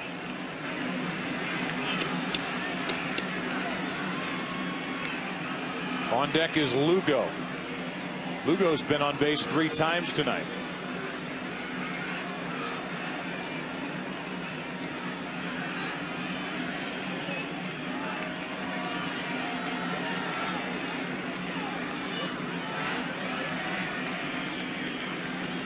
Three-1 pitch to Varitek. Fly ball into center. The catch made by Spilborghs, and the throw home is up the line. Lowell safe at the plate, and it's 10-5 here in the ninth inning. Varitek gets his 4th RBI of this World Series, and the Red Sox lead is 5. You know what some third basemen do? They try to get in the line of vision between the outfielder catching the ball and the guy on third, so it disrupts his timing coming home. You can see Garrett Atkins over at third base, just kind of meandering around third, trying to get in Lowell's way, and Mike didn't go for it since he's a third baseman himself. So the stolen base pays immediate dividends. Lowell scores easily on the fly ball to center by Varitek, and now Lugo grounds to short. Tulowitzki makes the play. And now for Boston, the 5th time in 13 games this postseason they've scored 10 or more runs, and Papelbon goes back to the hill, has a 5-run lead, and he'll deal with help. Atkins and Hop. Game 3, 10-5 Red Sox. Papelbon trying to wrap it up, 10-5. The Red Sox out in front, bottom of the ninth inning, 2-0. Red Sox leading at the moment, trying to make it 3-zip with a look ahead to tomorrow and a matchup of John Lester, the lefty, against Aaron Cook, who will try and extend the World Series in the season for Colorado, should the Rockies not make a big comeback against Papelbon, who has been unscored upon this postseason. Helton first up, and one of the living legends from Red Sox history, Bobby Doerr, who will turn 90 in April, watching from his cabin in Southern Oregon. His number retired at Fenway Park, was back there this April and watches his Red Sox play night after night on television, and watching his Red Sox 3 outs away from a 3-0 lead here in the World Series. The 0-1 to Helton is outside, a ball and a strike. And Bobby watching his fellow Oregonian Jacoby Ellsbury get 4 hits. 4 hits, 3 doubles, all over the place. He and Pedroia all over the place.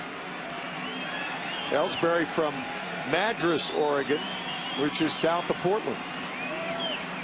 Here's a 1-1 to Helton leading off the ninth inning. Gets under one into right center field. The park will hold it. And there is Jacoby Ellsbury, who by picking up 4 hits tonight in this World Series game, as we mentioned, is the third rookie to accomplish it, and the first one since Joe Garagiola in 1946, Game 4 for the Cardinals against the Red Sox.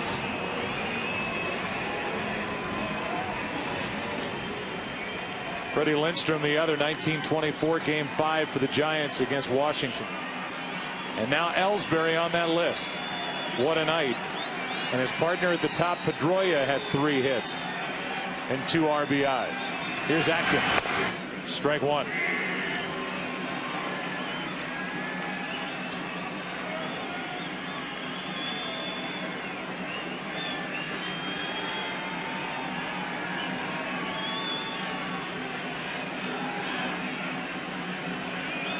With 1 out, the 0-1 pitch. Garrett Atkins, the Rocky third baseman, hits it foul. Garrett tonight has been hit by a pitch, walked twice, scored a run, and struck out.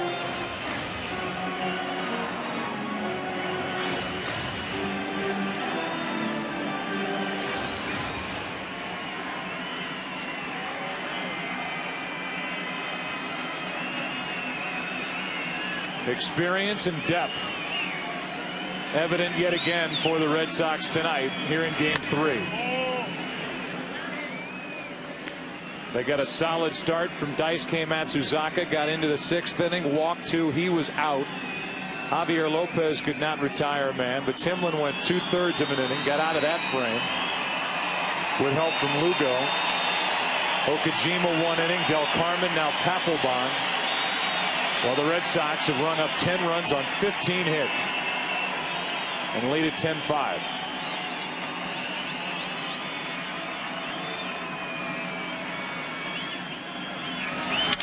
Atkins breaks his bat.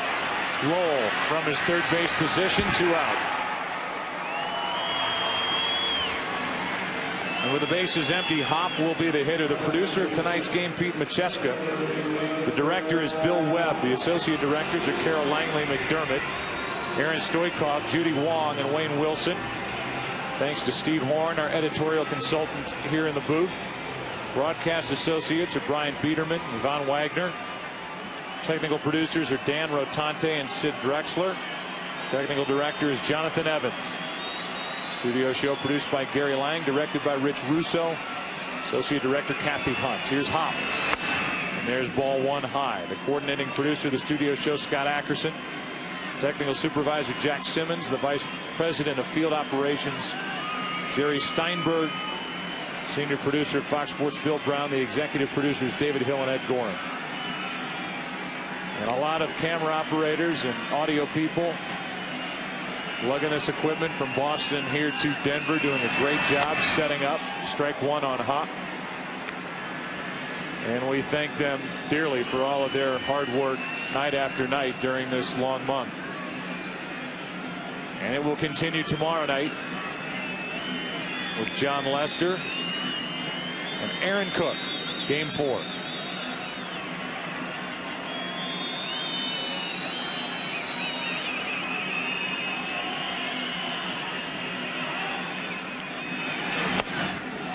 Strike 2 on Hop, who has 2 more strikeouts tonight to go along with a pop-up and an RBI single. And after 1 more out, the Red Sox will be trying to do tomorrow night to the Rockies what they did to the Cardinals in 2004 after a 7-game ALCS. That year with the Yankees, this year with the Indians.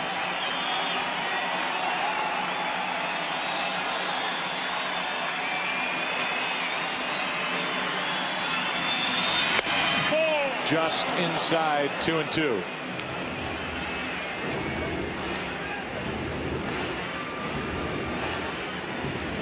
Matsuzaka in line for the win. He'll go to 2-1 this postseason.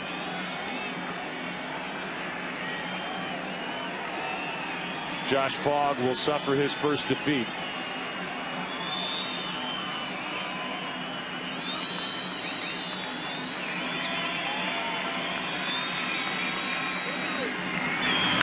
Hard hit, base hit, past the diving first baseman Euclid and into the corner.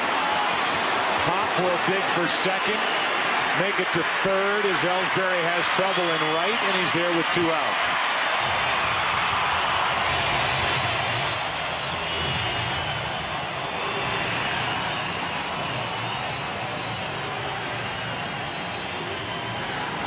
The Rockies hitters have had a very difficult time catching up to that high fastball from Papelbon, but Hop hammers it to right field.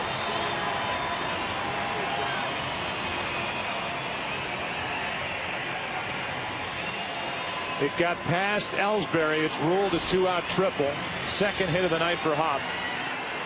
And the batter will be Torrealba, who is 2 out of 4.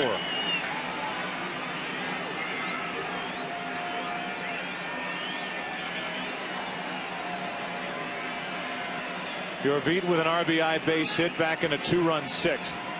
Then a 3-run 7th. With the 3-run scoring in the top of the 8th, knocked in by the 2 rookies, Ellsbury and Pedroia. Then another run in the top of this 9th. I've made the comeback much more unlikely, and now with 2 out, a runner at third and an 0-1 count on Torrealba. Shattered bat. Lugo picks it up, and the Red Sox are up 3 games to nothing. A 10-5 win here tonight in Denver.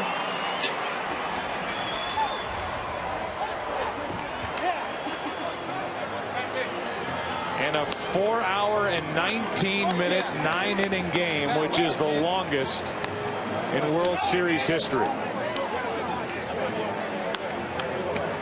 15 hits. 4 of them by the rookie Jacoby Ellsbury, and he is tonight's Chevrolet Player of the Game.